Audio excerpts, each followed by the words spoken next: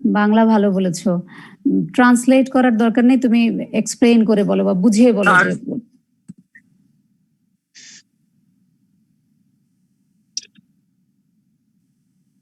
Ma'am কোন সয়েলের মধ্যে আমাদের যে ফার্টিলাইজারটা ইউজ করতেছি সেটা কম্প্যাটিবল কিনা, মানে কতটুকু।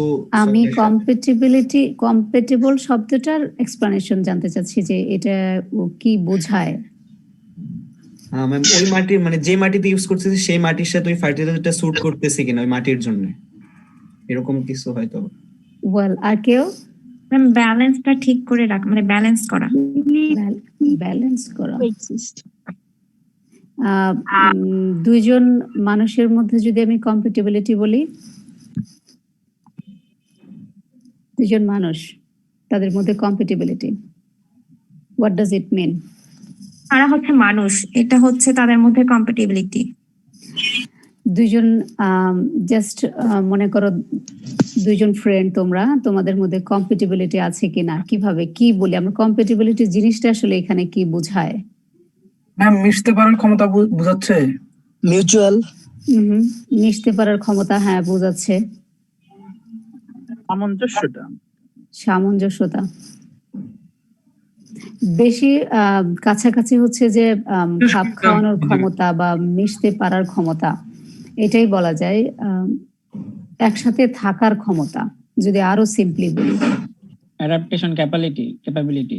No, adaptation is different thing. পুরোপুরি এক্স্যাক্টলি না অ্যাডাপটেশনটা। কম্প্যাটিবল হইতে গেলে অ্যাডাপটেশন ক্যাপাসিটি থাকতেই হয়, কিন্তু একেবারে সিনোনিম না দুইটা শব্দ। কম্প্যাটিবিলিটি বেসিক্যালি একসাথে থাকার, একসাথে মেশার ক্ষমতা বা পাশাপাশি অবস্থান করার ক্ষমতা। ম্যাম এক্ষেত্রে কি মিক্সড ফার্টিলাইজারের মতো যে একটার সাথে আরেকটা মিক্স করা যাবে কিনা এটা বোঝাচ্ছে? ফার্টিলাইজারের ক্ষেত্রে সেটাই বোঝাচ্ছে, একটা ফার্টিলাইজার আরেকটার সাথে মিক্স করলে সেটা যদি কম্প্যাটিবল হয় আমরা বলি যে they are able to mix together অথবা able to coexist together. আর যদি বলি যে আমরা কম্প্যাটিবল না, ইন দ্যাট কেস যখন আমরা ফার্টিলাইজার মিক্স করি তখন একটা অ্যাডভার্স রিয়াকশন বা সামথিং অ্যাডভার্স হয় যেটা আমাদের জন্য ক্ষতিকর হয়। তো আমরা যদি সহজে এটার ডেফিনেশনটা দেখি যে কম্প্যাটিবিলিটি আসলে কি বলছে, আমরা নর্মালি বলি যে able to coexist together.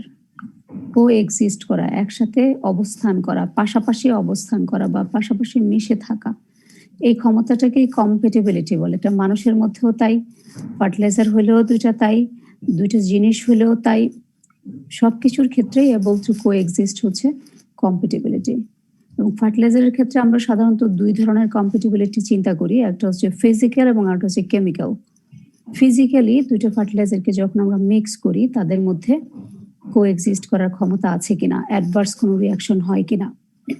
আর দুই নাম্বার হচ্ছে কেমিক্যালি ফার্টিলাইজারগুলো রিয়াকশন করে কিনা।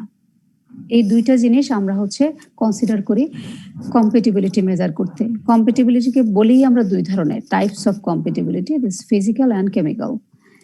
আর এই জিনিসটা কেন প্রয়োজন আমাদের? যখন আমরা ব্লেন্ডেড ফার্টিলাইজার তৈরি করি, মিক্স ফার্টিলাইজার তৈরি করি অথবা দুইটা ফার্টিলাইজারকে মিক্স করে ইউজ করতে চাই, তখন আমাদের এই প্রপার্টিসটা লাগে। নাও খুব সহজে আমরা যে ফার্টিলাইজারগুলো ইউজ করি, তোমরা যেগুলো কমনলি চেনো ফার্টিলাইজার হিসেবে, ওইগুলোর কম্প্যাটিবিলিটির একটা চার্ট টেস্ট করার পরে, অনেকবার ট্রায়াল এন্ড এরর টেস্ট করার পরে একটা চার্ট দাঁড় করানো অলরেডি আছে যে কি কি ফার্টিলাইজার কোনটা কার সাথে কম্প্যাটিবল।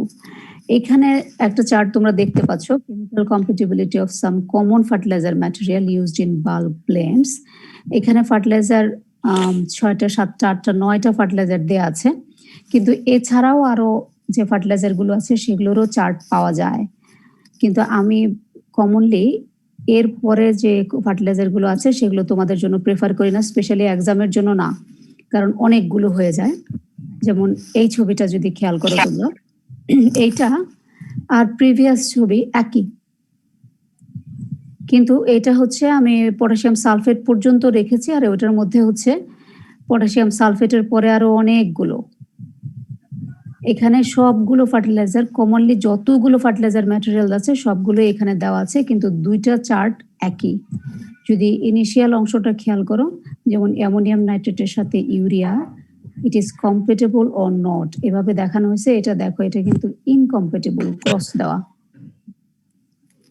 চার্টটা একটু ভালো করে খেয়াল করো, এটা তোমাদের পরীক্ষার মাঝে মধ্যে থাকে। এখানে ইনকম্পেটেবলটাকে ক্রস দিয়ে দেখানো হয়েছে, লিমিটেড কম্পেটিবিলিটিকে এল দিয়ে দেখানো হয়েছে, এবং কম্পেটেবল হলে ওকে লেখা হয়েছে। আর এই ধরনের চার্ট যারা দেখো, এখানে আসলে কম্পেটেবলটাকে গ্রিন কালার করা হয়েছে, লিমিটেড কম্পেটিবিলিটিকে ইয়েলো কালার করা হয়েছে, এবং ইনকম্পেটেবলকে করা হয়েছে রেড কালার। আমরা দেখছিলাম যে ইউরিয়ার সাথে অ্যামোনিয়াম নাইট্রেট অ্যান্ড ইউরিয়া, দেখো প্রথম যে কম্বিনেশনটা এটা ইনকম্পেটেবল, ক্রস।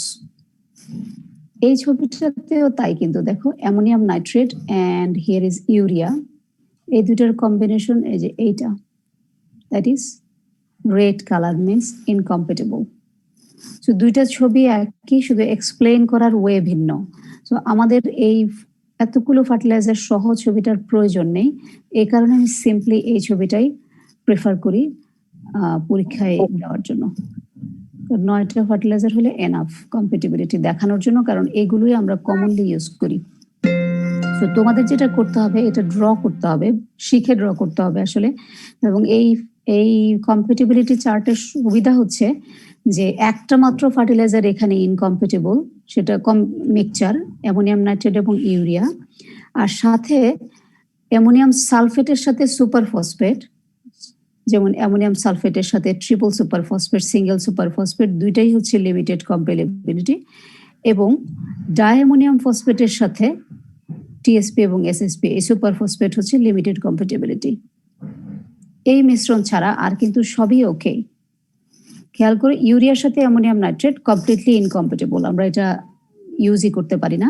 আর অ্যামোনিয়াম সালফেটের সাথে দুইটা সুপার ফসফেট, লিমিটেড কম্পেটিবিলিটি, ডিএপির সাথে দুইটা super phosphate, limited compatibility.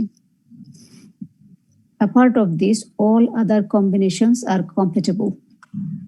So তোমাদের জন্য এটা শেখা খুবই সহজ। এই 9টা ফার্টিলাইজারের নাম শিখলে, আর এই একটা জায়গা প্লাস হচ্ছে এই দুইটা জায়গা এবং এই দুইটা 4টা জায়গা খেয়াল করলে বাকি সব ওকে লেখা যায়।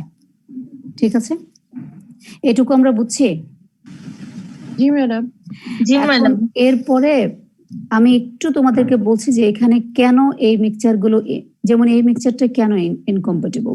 অ্যামোনিয়াম নাইট্রেটের সাথে ইউরিয়া, ইউজুয়ালি দেখা যায় যে এই দুটো ফার্টিলাইজারকে যখন মিক্স করা হয় তখন ক্রিটিক্যাল রিলেটিভ হিউমিডিটি যেটা থাকে ফার্টিলাইজারে, সেটা অনেক বেশি নিচে নেমে যায়। সমস্যাটা কোথায় হয় সেটা একটু বলছি। এখানে দেখো, combination of ammonium nitrate and urea results in an excessively low critical relative humidity of 18%. তার মানে 18%-এর নিচে ক্রিটিক্যাল রিলেটিভ হিউমিডিটি নেমে যায় দুইটা ফার্টিলাইজারকে যখন মিক্স করা হয়। That is very dangerous. এই কারণে এটা আসলে সরাসরি বলা হয়েছে ইনকম্পেটেবল, ইউজ করাই যাবে না।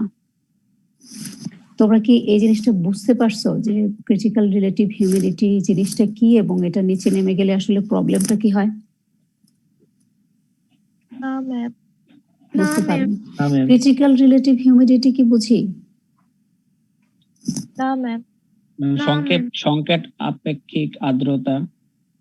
বাংলা জানতে চাচ্ছি না, কেউ কি বুঝি যে what is critical relative humidity? Ma'am, এত পার্সেন্ট হিউমিডিটির মাঝখানে ফার্টিলাইজারটা তার প্রপার্টিজ গুলো ঠিক রাখতে পারবে? নো। Anyone else? ম্যাম, কত তাপমাত্রার সময় মানে স্যাচুরেটেড হতে পারবে, পানি গ্রহণ করতে পারবে? নো। ম্যাম, এই হিউমিডিটিতে সর্বোচ্চ পরিমাণ ক্ষতি হবে? নো। এটা কি পানি অ্যাবজর্ব করার ক্ষমতা বোঝাচ্ছে কি এখানে? ক্ষমতা বোঝাচ্ছে না, something related to water absorption, but কাছাকাছি। কেক তৈরি করবে নো। এই রিলেটিভ হিউমিডিটি এখানে আসলে? নো। ওয়েল, আইডিয়া নেই তোমাদের, আমি একটু বলছি। ক্রিটিক্যাল রিলেটিভ হিউমিডিটি হচ্ছে যেই লোয়েস্ট হিউমিডিটির পরে একটা ফার্টিলাইজার ওয়াটার অ্যাবজর্পশন শুরু করে। যে কোনো প্রতিটা ফার্টিলাইজারের একটা ক্রিটিক্যাল রিলেটিভ হিউমিডিটি ভ্যালু আছে, একটা সার্টেন টেম্পারেচারে সেই ভ্যালুটা দেওয়া হয়। ফর এক্সাম্পল 30% টেম্পারেচারে আমি যে 9টা ফার্টিলাইজারের নাম একটু আগে বললাম, এই সবগুলো ক্রিটিক্যাল রিলেটিভ হিউমিডিটির একটা চার্ট আছে, যে এরা আসলে মানে এটা টেস্ট করেই পাওয়া গেছে যে এর critical relative humidity 30% 30 degree Celsius টেম্পারেচারে কত। তার মানে হচ্ছে ধরো একটা ফার্টিলাইজারের যদি ক্রিটিক্যাল রিলেটিভ হিউমিডিটি হয় 50 মানে 50%, তাহলে অ্যাটমসফেরিক টেম্পারেচার বা ফার্টিলাইজারটা যেখানে রাখা হয়েছে তার টেম্পারেচার 50-এর নিচে থাকলে সে ময়েশ্চার অ্যাবজর্ব করবে না। 50 যখনই ক্রস করবে, ক্রিটিক্যাল রিলেটিভ হিউমিডিটি হচ্ছে এইরকম একটা হিউমিডিটি লেভেল, যেই হিউমিডিটি লেভেলের পরে একটা ফার্টিলাইজার ময়েশ্চার অ্যাবজর্ব করা শুরু করে। বুঝতে পারছো? একটা ফার্টিলাইজারকে তুমি একটা গোডাউনে রাখলাম বা রুমে রাখলাম, রুমের তো একটা হিউমিডিটি আছে, তাই না? এই হিউমিডিটি লেভেলটা কত হইলে আসলে ফার্টিলাইজারটা ময়েশ্চার অ্যাবজর্ব করবে, আর কত নিচে থাকলে সে অ্যাবজর্ব করবে না, ময়েশ্চার অ্যাজ ইট ইজ থেকে যাবে, ময়েশ্চার অ্যাবজর্বশন করবে না। এই ভ্যালুটাই হচ্ছে মাঝখানে critical relative humidity. Humidity level যখন সিআরএইচ ভ্যালুটা পার হয়ে যায়, তখনই ওই ফার্টিলাইজার বা যে কোনো সল্ট, আসলে সিআরএইচ ভ্যালুটা হচ্ছে সল্টের জন্য, সব ধরনের সল্ট গুলো তখন ময়েশ্চার অ্যাবজর্ব করা শুরু করে। যেমন আমি যদি এক্সাম্পল দিয়ে বলি, এই মিক্সচারটার কথা বাদ দাও, ইউরিয়া এবং অ্যামোনিয়াম নাইট্রেটের দুইটার মিক্সচারের কথা বলা হয়েছে না? ইউরিয়ার আসলে একটা ক্রিটিক্যাল রিলেটিভ হিউমিডিটি ভ্যালু আছে, সেটা হচ্ছে 30 ডিগ্রি সেলসিয়াস টেম্পারেচার, মানে নর্মাল টেম্পারেচার আমরা যেটা মনে করি 25 ± 5, ওইরকম টেম্পারেচারে ইউরিয়ার সিআরএইচ ভ্যালু হচ্ছে 70 to 75, 70 থেকে 75-এর মধ্যে। তার মানে হচ্ছে যেখানে ইউরিয়াটা রাখা হবে, তুমি যদি বাইরে এক্সপোজ করেও রাখো, অ্যাটমসফেরিক হিউমিডিটি যদি 75-এর উপরে না যায় বা 70-এর উপরে না যায়, তাহলে ইউরিয়া ময়েশ্চার অ্যাবজর্ব করবে না, ওই এমনিই থাকবে, গলে যাবে না, ময়েশ্চার অ্যাবজর্ব করা শুরু করবে না। তুমি ফার্টিলাইজারটাকে রেখে দিলা ইউরিয়াকে, অ্যাটমসফেরিক হিউমিডিটি আছে 60, সে ময়েশ্চার অ্যাবজর্ব করবে না, কারণ তার ক্রিটিক্যাল রিলেটিভ হিউমিডিটি ভ্যালুই হচ্ছে 70-এর উপরে। কোনো রেফারেন্স বলে 70 to 75, কোনো রেফারেন্স বলে 73, কেউ বলে 72, এরকম। সো এই লেভেল অ্যাটমসফেরিক ময়েশ্চার যদি তার উপরে যায়, অথবা তুমি যে রুমে রাখবা সেই রুমের হিউমিডিটি যদি তার উপরে যায়, তখনই কেবল সে ফার্স্ট ময়েশ্চার অ্যাবজর্ব করা শুরু করবে। এবং ওই ভ্যালুটাই হচ্ছে ক্রিটিক্যাল রিলেটিভ হিউমিডিটি, যার নিচে হলে সে ময়েশ্চার অ্যাবজর্ব করে না, যার উপরে গেলে সে ময়েশ্চার অ্যাবজর্ব করা শুরু করবে। এখন বুঝতে পারছি what is CRH? G ma'am, বুঝতে পারছি। সো যে এক্সাম্পলটা বলছিলাম যে আমরা যখন মিক্স করি অ্যামোনিয়াম নাইট্রেটের সাথে urea itself has the CRH value 70 to 75 and ammonium নাইট্রেটের হচ্ছে 60 approximately 60 হচ্ছে অ্যামোনিয়াম নাইট্রেটের, আর 70 থেকে 75 হচ্ছে ইউরিয়া। কিন্তু এই দুইটা জিনিসকে যখন মেশানো হচ্ছে, তখন দেখো সিআরএইচ ভ্যালু নেমে আসতেছে 18-তে। 18-তে নেমে আসা মানে এটা আসলে ইউজেবল না, কারণ 18%-এর নিচে রিলেটিভ হিউমিডিটি তো আমাদের থাকেই না অ্যাটমসফিয়ারে, তাই না? কোনো সময়ই থাকে না। ইভেন এখন যে উইন্টার, এখনো কিন্তু হিউমিডিটির লেভেল 18-এর উপরে থাকে। তার মানে হচ্ছে যে তুমি এই দুইটার কম্বিনেশন যদি করে রাখো, রাখার সাথে সাথেই কম্বিনেশনটা ময়েশ্চার অ্যাবজর্ব করা শুরু করবে। কোনো অবস্থাতে এটাকে ইউজ করা যাবে না। আর ময়েশ্চার যদি অ্যাবজর্ব করে, তাহলে তোমার কেক ফরমেশনের সমস্যা তৈরি হয়ে যাবে, এবং এটা আসলে ইউটিলিটি থাকবে না এই fertiliser মিক্সচারের। That's the problem why ammonium nitrate and urea called incompatible fertilizer mixture. Now, পরের দুইটা যে আমাদের ছিল, যেটা বলা হয়েছিল সুপার ফসফেটের সাথে অ্যামোনিয়াম সালফেট, দুইটা সুপার ফসফেটের সাথে। যদি কোশ্চেন থাকে আমরা একটু পরে শুনতেছি, আগে একটু শেষ করতে দাও। সুপার ফসফেটের সাথে অ্যামোনিয়াম সালফেট, এখানে দেখো chemical reaction between urea and super phosphate, এটাও আছে। ইউরিয়ার সাথে সুপার ফসফেট, এই যে urea super phosphate limited compatibility, urea single super, triple super দুইটাই লিমিটেড কম্প্যাটিবিলিটি। এর কারণ হচ্ছে এই দুইটা মিক্সচার একসাথে করলে হাইড্রেশন মানে ওয়াটার রিলিজ হওয়া শুরু করে, যেটা হচ্ছে স্টিকিনেস তৈরি করে। নর্মাল অবস্থায় ইউরিয়া কোনো ওয়াটার রিলিজ করে না, কিন্তু ইউরিয়াকে যখন তুমি টিএসপি বা এসএসপি এর সাথে মেশাবা তখন এটা কিছুটা ওয়াটার রিলিজ করার টেন্ডেন্সি দেখায়, এবং এটা করলেই স্টিকিনেস তৈরি হয়। স্টিকিনেস হইলেই সেটা আসলে ফার্টিলাইজার আবারও সেই দলা বাঁধার সমস্যা হবে। এবং ডিএপির সাথে সুপার ফসফেট গুলোর সমস্যা যেটা হয়, লম্বা সময় যদি আমরা ব্যাগে রেখে দেই, মিক্সচার করে অনেক সময় রেখে দেই, তাহলে এটাও কেক ফরমেশন করে নেয়। লম্বা সময় রাখার ফলে এই দুইটা ম্যাটেরিয়ালস এর মধ্যে ময়েশ্চার অ্যাবজর্পশনের সমস্যাটা আবারও তৈরি হয় এবং এটা কেক তৈরি করে। সো যে কয়টা ফার্টিলাইজারকে আমরা এখানে ইনকম্প্যাটিবল দেখলাম তার কারণটা আমরা দেখে নিলাম। একটা হচ্ছে যে সিআরএইচ ভ্যালু নেমে যায় ইউরিয়ার সাথে যখন অ্যামোনিয়াম নাইট্রেট, ইউরিয়ার সাথে সুপার ফসফেট হচ্ছে রিলিজ অফ হাইড্রেশন ওয়াটার হয়, যেটা স্টিকিনেস তৈরি করে। ডিএপির সাথে সুপার ফসফেট গুলো এসএসপি টিএসপি দুইটাই আসলে লম্বা সময় যখন আমরা ব্যাগে রেখে দেই তখন এটা কেকিং তৈরি করে, কেক ফরমেশনে চলে যায়। So this mixture call incompatible or limited compatibility, যেগুলো আমরা ইউজ করতে পারি না। এখন এই কম্প্যাটিবিলিটি ব্যাপারটা বোঝার কোনো উপায় আছে কিনা, আমরা বুঝতে পারি কিনা যে একটা ফার্টিলাইজার মিক্সচার কম্প্যাটিবল, আমি নিজে নিজে বুঝতে পারবো কিনা? তোমাদের কোনো আইডিয়া আছে?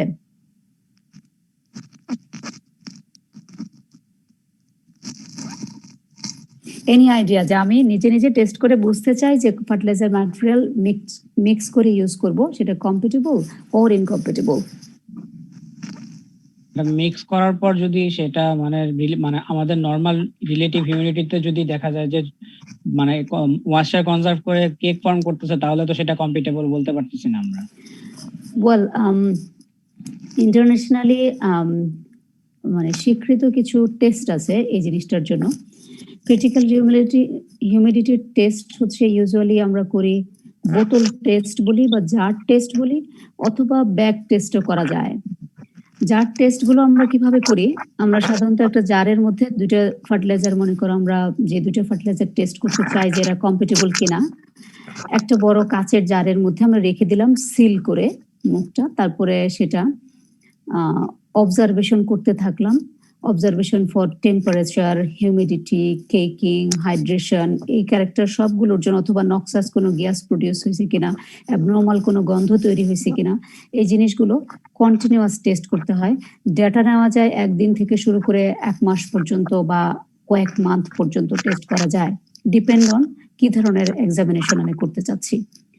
তো আমরা যদি বোতল টেস্ট করি সেখানে করা যায়, ব্যাক টেস্ট করলে সেটাও করা যায়, কিন্তু একটা নর্মাল একটা সার্টেন টেম্পারেচারে সার্টেন কন্ডিশনে তখন আমরা টেস্ট করতে পারি যে এই ফার্টিলাইজার দুটো কম্প্যাটিবল অর নট। এবং যে জিনিসগুলোর জন্য ইন্সপেকশন আমরা করব, এখানে খেয়াল করে আমি 3টা পয়েন্টে দিয়ে দিছি। Can be reevaluated either in large or small bag storage test or by simple বোতল টেস্ট।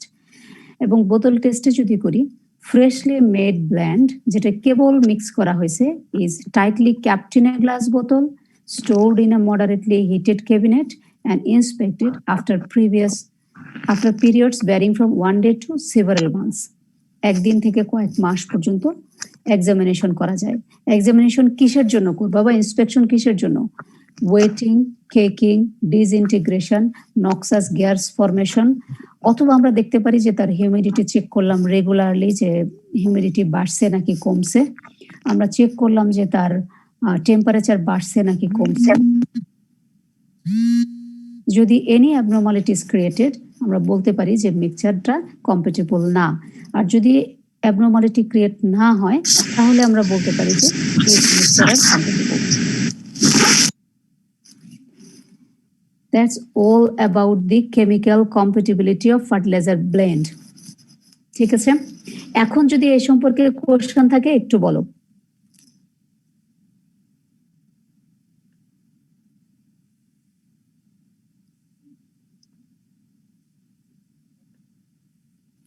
তোমাদের কোনো কোশ্চেন আছে?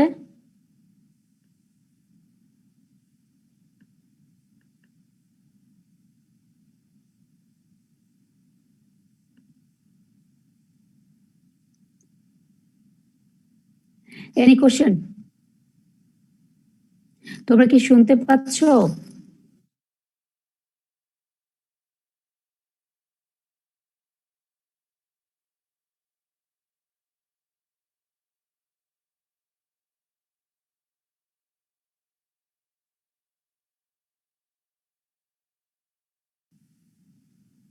ওয়েল, না থাকলে আমরা একটু স্পেসিফিকেশন অফ ফার্টিলাইজার, নতুন আরেকটা টপিকস আমাদের, আসলে আজকে এটা দিয়ে শুরু করার কথা ছিল, এটাতে শুরু করছি। Fertiliser specification. এবার একটু তোমাদের, এটা বোধহয় তোমরা জানো, তোমাদের কথা শুনতে চাই, একটু বলো। তোমরা বলো যে what do you mean by fertiliser specification?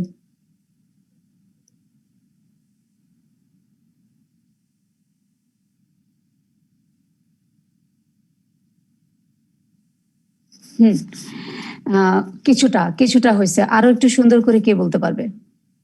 Fertiliser specification.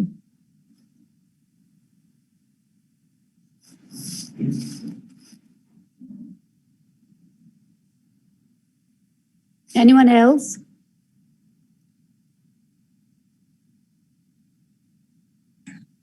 Specific ভাবে কোন একটা ফার্টিলাইজারে কি পরিমাণ নিউট্রিয়েন্ট আছে, কোন একটা specific nutrient. Okay, anyone else? আরেকজনেরটা শুনবো। Ma'am sort of detailed explanation of properties, physically কিরকম, কেমিক্যালি কিরকম, সবকিছু specific specification. Much closer. Well, আমরা দেখি একটু স্পেসিফিকেশন কি বলছি। Fertilizer specification are the characteristics to define a fertilizer in sufficient detail.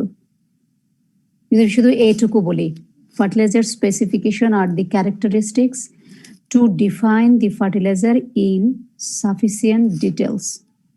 একটা ফার্টিলাইজারকে সাফিসিয়েন্ট ডিটেইলে বলতে চাইলে যে ক্যারেক্টারিস্টিক্স গুলো নোট ডাউন করে নিতে হয় সেটাই হচ্ছে স্পেসিফিকেশন। এবং আসলে থার্ড লাইনটা খেয়াল করো, সাফিসিয়েন্ট ডিটেলস এর পরে to meet the requirements of the farmers or the ultimate users, এই অংশটা আসলে লিঙ্ক করো। লিঙ্ক করলে যেটা দেখা যায় যে একটা ফার্টিলাইজারকে সাফিসিয়েন্ট ডিটেইলে এক্সপ্লেইন করতে গেলে যেই ক্যারেক্টারিস্টিক্স গুলো লাগে সেই ক্যারেক্টারিস্টিক্স গুলো হলো তার স্পেসিফিকেশন। অল্টারনেটলি যে ক্যারেক্টারিস্টিক্স গুলো একটা ফার্টিলাইজারের যে ডিমান্ড ফার্মারের থাকে বা ইউজারের থাকে সেটা মিট করে, সেটা হচ্ছে স্পেসিফিকেশন। দুইটাই। একটা ফার্টিলাইজারকে ইন ডিটেলসে যদি বলতে যাই আমি, তাহলে যে ক্যারেক্টারিস্টিক্স গুলো লাগে আর যেই ক্যারেক্টারিস্টিক্স গুলোর জন্য একজন ফার্মার একটা ফার্টিলাইজারকে ইউজ করে বা আলটিমেট ইউজার একটা ফার্টিলাইজারকে ইউজ করে, those are the fertiliser specification. তোমরা যদি বই পড়ো, ফার্টিলাইজারের জন্য যে কোনো বই পড়লে আমরা দেখতে পাবো যে একটা বিশাল ডেফিনেশন থাকে স্পেসিফিকেশনের। স্পেসিফিকেশনের ডেফিনেশনে যে জিনিসগুলো উল্লেখ করা থাকে, যদি কেউ পড়তে যাও এবং ইফ ইউ কনফিউজ, আমি এই জিনিসটা তোমাদেরকে ক্লিয়ার করে দিচ্ছি আসলে ডেফিনেশনগুলোতে থাকে কি। নর্মালি আমি এখানে সিম্পলি লিখছি, কিন্তু বড় করে কিছু ডেফিনেশন আছে যেখানে থাকে যে ফার্টিলাইজার স্পেসিফিকেশন হচ্ছে এমন কিছু ক্যারেক্টারিস্টিক্স, কিছু কিছু বইয়ে দেখবা থাকে যে এটা বায়ার এবং সেলারের মধ্যে যে এগ্রিমেন্ট হয় সেই এগ্রিমেন্টটা মিট আপ করে এরকম কিছু, অথবা বলে যে হচ্ছে ফার্টিলাইজার স্পেসিফিকেশন হচ্ছে এমন কিছু ক্যারেক্টারিস্টিক্স যেটা মানে কোনো আইনজীবী দ্বারা, মানে লয়ার বা জাজ করার জন্য জাজের কাছে গেলে যে জিনিসগুলোকে পয়েন্ট আকারে তুলে ধরা হবে as a characteristics of those fertilizer is this fertilizer specification। এই ধরনের পয়েন্টও আছে। আবার সবগুলো পয়েন্ট একসাথ করে farmer, ultimate user, buyer, seller, producer এবং জাজ, এরা সবাই আসলে একটা ফার্টিলাইজারকে যেই ক্যারেক্টারিস্টিক্স গুলো দিয়ে বিচার করবে সেটা হচ্ছে স্পেসিফিকেশন। এই ধরনের অনেক জটিল জটিল ডেফিনেশন পাওয়া যায় ফার্টিলাইজার স্পেসিফিকেশনের, কিন্তু খুব সিম্পলি যদি আমরা বলি, আসলে ফার্টিলাইজারটাকে যদি আমি ইন ডিটেলস বলতে চাই এর মধ্যে কি আছে, ওর সমস্ত কিছু প্রকাশ পাবে কতগুলো ক্যারেক্টারিস্টিক্স দিয়ে, সেটাই হচ্ছে স্পেসিফিকেশন। এটা এজন্য বলে যে ফার্মার এবং আলটিমেট ইউজারের রিকোয়ারমেন্ট মিট আপ করে, এজন্য বলে যে ফার্মার আসলে কিসের জন্য নেয়। ফর এক্সাম্পল নাইট্রোজেন, ইউরিয়া যদি আমরা খেয়াল করি, ইউরিয়ার মূল উপাদানটা হচ্ছে নাইট্রোজেন। ইউরিয়াকে ক্যারেক্টারাইজ করতে গেলে প্রথম আমরা বলি হচ্ছে এতে 46% নাইট্রোজেন থাকে, ঠিক আছে। আবার ফার্মার প্রথম যে রিকোয়ারমেন্টের জন্য ইউরিয়া নেয় সেটা হচ্ছে 46% নাইট্রোজেন। আবার আমরা যদি কোনো প্রডিউসারের দিক থেকে খেয়াল করি, সে ইউরিয়াকে প্রডিউস করে প্রথম যে ক্যারেক্টারিস্টিক্সটা খেয়াল করে সেটা হচ্ছে 46% নাইট্রোজেন। আবার যদি আমরা খেয়াল করি যে কোনো একটা ইউরিয়া ফার্টিলাইজার তার প্রপার ক্যারেক্টারিস্টিক্স মেনটেন করে নাই, এই মর্মে যদি আদালতে একটা মামলা হয়, তাহলে জাজের সামনে প্রথম যে ক্রাইটেরিয়াটা জাজ করা হবে সেটা হচ্ছে 46% নাইট্রোজেন আছে কি নাই। যদি না থাকে তাহলে this is not urea. So সব ক্ষেত্রেই এটা আসলে যে প্রপার্টিস গুলো বা যে ক্যারেক্টারিস্টিক্স গুলোকে বিবেচনা করা হয় একটা ফার্টিলাইজারকে ইন ডিটেলস বা ইন সাফিসিয়েন্ট ডিটেলস বলার জন্য, দোজ আর দি স্পেসিফিকেশন। এখন বুঝতে পারছি আমরা একটু? জি ম্যাম। ওয়েল, তোমরা এখানে যে 3 লাইনের ডেফিনেশনটা দেওয়া হয়েছে that is enough for you. এটার আরো লম্বা লম্বা ডেফিনেশন যদি তোমরা মনে করো যে একটু এক্সট্রাঅর্ডিনারি ডেফিনেশন আমরা দেখতে চাই, আমি তোমাদের বুক রেফারেন্স দিয়ে দিব। সবগুলো বইয়ের মধ্যে ডেফিনেশন আছে, ইন ডিটেলস ডেফিনেশন, এবং কনফিউজড হয়ে যেও না। ডেফিনেশন গুলো আলটিমেটলি আসলে ওইটাই বলা হচ্ছে যেটা ফার্টিলাইজারকে ইনসাফিসিয়েন্ট ডিটেলস ব্যাখ্যা করতে পারে। নাও নিচের পয়েন্টটা দেখো, a well defined fertilizer specification should include, কি কি ইনক্লুড থাকবে? নিউট্রিয়েন্ট কন্টেন্ট অ্যান্ড কনসেন্ট্রেশন, এটাই আসলে মূল বিষয়। নিউট্রিয়েন্ট কন্টেন্ট কি আছে, কনসেন্ট্রেশন কতটুকু আছে। নিউট্রিয়েন্ট কেমিক্যাল কম্পোজিশন, নিউট্রিয়েন্টটা কি কেমিক্যাল কম্পোজিশনে আছে। Number 3 moisture content. Number 4 particle size distribution. Number 5 physical form, এটা কি সলিড আকারে নাকি লিকুইড আকারে, যদি সলিড হয় তাহলে সেটা কি প্রিল নাকি গ্রানিউল নাকি powder. Number 6 solubility. Number 7 conditioner যদি থাকে তার সাথে কোনো। Number 8 special limitation to phytotoxic production, যদি কোনো ফার্টিলাইজারের মধ্যে ফাইটোটক্সিক কোনো কিছু থাকে বা ফার্টিলাইজার দেওয়ার ফলে ফাইটোটক্সিসিটি হয় তাহলে সেটা লেখা থাকতে হবে in details. Packaging details, package কিভাবে করা হয়েছে, কত তারিখ করা হয়েছে, ডেট এক্সপায়ার কত, এই জিনিসগুলো লেখা থাকবে। এন্ড নাম্বার 10 হচ্ছে methodology used in quantifying the item number 1 to 9। প্রথম যে 1 থেকে 9 পর্যন্ত পয়েন্টগুলো দেওয়া হয়েছে সেগুলোকে কোয়ান্টিফাই করার জন্য কি মেথড ইউজ করা হয়েছে সেটাও স্পেসিফিকেশনে ইন ডিটেলস লেখা থাকতে হবে। এই হচ্ছে একটা ফার্টিলাইজারের স্পেসিফিকেশন কি বোঝায়। তোমাদেরকে পড়ানোর জন্য তোমরা আসলে থিওরিতে পড়বে এবং প্র্যাকটিক্যালেও পড়বে ফার্টিলাইজার স্পেসিফিকেশন, কারণ প্র্যাকটিক্যালে তোমাদের একটা ক্লাস আছে স্পেসিফিকেশনের, এবং সেক্ষেত্রে তোমাদেরকে বাস্তবে ফার্টিলাইজার সামনে দেখায় স্পেসিফিকেশন বলা হবে। এবং তোমাদের পরীক্ষায় প্র্যাকটিক্যালে সাধারণত আইডেন্টিফিকেশন অফ ফার্টিলাইজার থাকে যেখানে ইন শর্ট স্পেসিফিকেশন লিখতে হয়। যেমন 1 নাম্বার পয়েন্টটা লিখতে হয় নিউট্রিয়েন্ট কন্টেন্ট এন্ড কনসেন্ট্রেশন, এবং 2 নাম্বারটাও লিখতে হয় নিউট্রিয়েন্ট কেমিক্যাল কম্পোজিশন। কখনো কখনো ময়েশ্চার কন্টেন্টটাও লিখতে হয়, বাকিগুলো লিখতে হয় না। কিন্তু শুরুর 1টা 2টা বা 3টা তোমাদের প্র্যাকটিক্যালে থাকে। থিওরিতে কখনো কখনো আসে, থিওরিতে 2টা 3টা ইম্পর্টেন্ট ফার্টিলাইজার দেওয়া হয় ফাইনালেও ক্লাস টেস্টেও, এবং তোমাদের স্পেসিফিকেশন বলতে হয়। ঘাবড়ানোর কিছু নেই, 10টা স্পেসিফিকেশন তোমাদের কখনোই দিতে হয় না, ঠিক আছে। আমি তোমাদেরকে এক্সাম্পল দিচ্ছি এখানে। আমি সবগুলো এক্সাম্পল তোমাদেরকে পড়াবো না, যেহেতু আমি সবগুলো আসলে এটা শীট আমি দিয়ে দেব তোমাদেরকে। এখানে দেখো প্রথম যে স্পেসিফিকেশনটা দেওয়া হয়েছে সেটা আমি ক্যাটাগরাইজ করেছি নাইট্রোজেনাস, ফসফেটিক, পটাশিক এইভাবে। প্রথম ফার্টিলাইজার হচ্ছে নাইট্রোজেনাস ফার্টিলাইজার্স, যার মধ্যে প্রথমটা হচ্ছে ইউরিয়া। ইউরিয়ার আবার ব্র্যাকেটে দেখো লেখা আছে ফ্রি ফ্লোয়িং। ফ্রি ফ্লোয়িংটা হচ্ছে ইউরিয়া যেটাকে আমরা গ্র্যানিউলের চেয়ে ছোট বলি, মানে প্রিল, এটাকে ফ্রি ফ্লোয়িং ফার্টিলাইজার বলি আমরা। ইউরিয়া ফ্রি ফ্লোয়িং কারণ হাতে রাখলে এটা হাত থেকে যদি ছেড়ে দাও তাহলে খুব স্মুথলি ফার্টিলাইজারটা পড়ে যায়। প্রিলের আরেকটা অল্টারনেট হিসেবে এই শব্দটা ইউজ করে ফ্রি ফ্লোয়িং। খেয়াল করো স্পেসিফিকেশন আমরা কি দিয়েছি, কেমিক্যাল কম্পোজিশন CONS2 2, কি কি আছে? Percent nitrogen 46, percent moisture content maximum 1, percent biuret content 1, colour white, physical prill. Not less than 90% of the material shall pass through 2.8 millimeter international sieve. এটা হচ্ছে সাইজ অ্যাকচুয়ালি লাস্ট লাইনটা। এই লাইনটা যদি আমি সংক্ষেপে তোমাদেরকে বুঝাই দেই, এত লম্বা না করে, সাইজ ইউরিয়ার সাইজকে less than 2.8 millimetre, sorry urea prill হলে ঠিক আছে, নট লেস দেন 2.8 মিলিমিটার। এর কারণ এই লাইনটার অর্থ হচ্ছে যে 90% ইউরিয়াকে যদি তুমি 2.8 মিলিমিটার সাইজের ইন্টারন্যাশনাল সিপ বা চালনির উপর দিয়ে ঢেলে দাও, তাহলে 90% ম্যাটেরিয়াল সিপ পুড়ে যাবে। মানে হচ্ছে 2.8 এর একটু ছোট ফার্টিলাইজার ম্যাটেরিয়াল, যেটা প্রিল, চালনি দিয়ে চাললে এটা সবগুলো পড়ে যাবে, 90% পড়ে যাবে। এর অর্থ হচ্ছে এই fertiliser ম্যাটেরিয়ালটা approximately 2.8 or less than 2.8. কিন্তু এটা লেখার স্টাইলটা হচ্ছে এভাবে লিখতে হয় যে not less than 90% material shall pass through 2.8 millimetre sieve. এবং পরের যে ফার্টিলাইজারটা দেখো, ইউরিয়া গ্রানিউল, একই ফার্টিলাইজার কিন্তু দুইটা, শুধু ফিজিক্যাল ফর্ম। দেখো percent nitrogen same, moisture same, biuret same, colour same, physical ফর্মটা যা ডিফারেন্ট হচ্ছে গ্রানিউল, এবং সাইজ ডিফারেন্ট হয়েছে।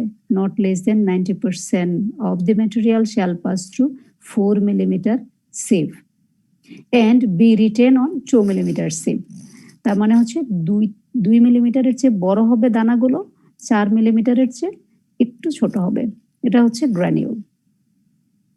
That's urea. আসলে দুইটাই ইউরিয়া। অনেক সময় আমরা ইউরিয়াকে স্পেসিফাই করে দেই না, যদি স্পেসিফিকেশন চাই যে urea free flowing or prill or granule or super granule.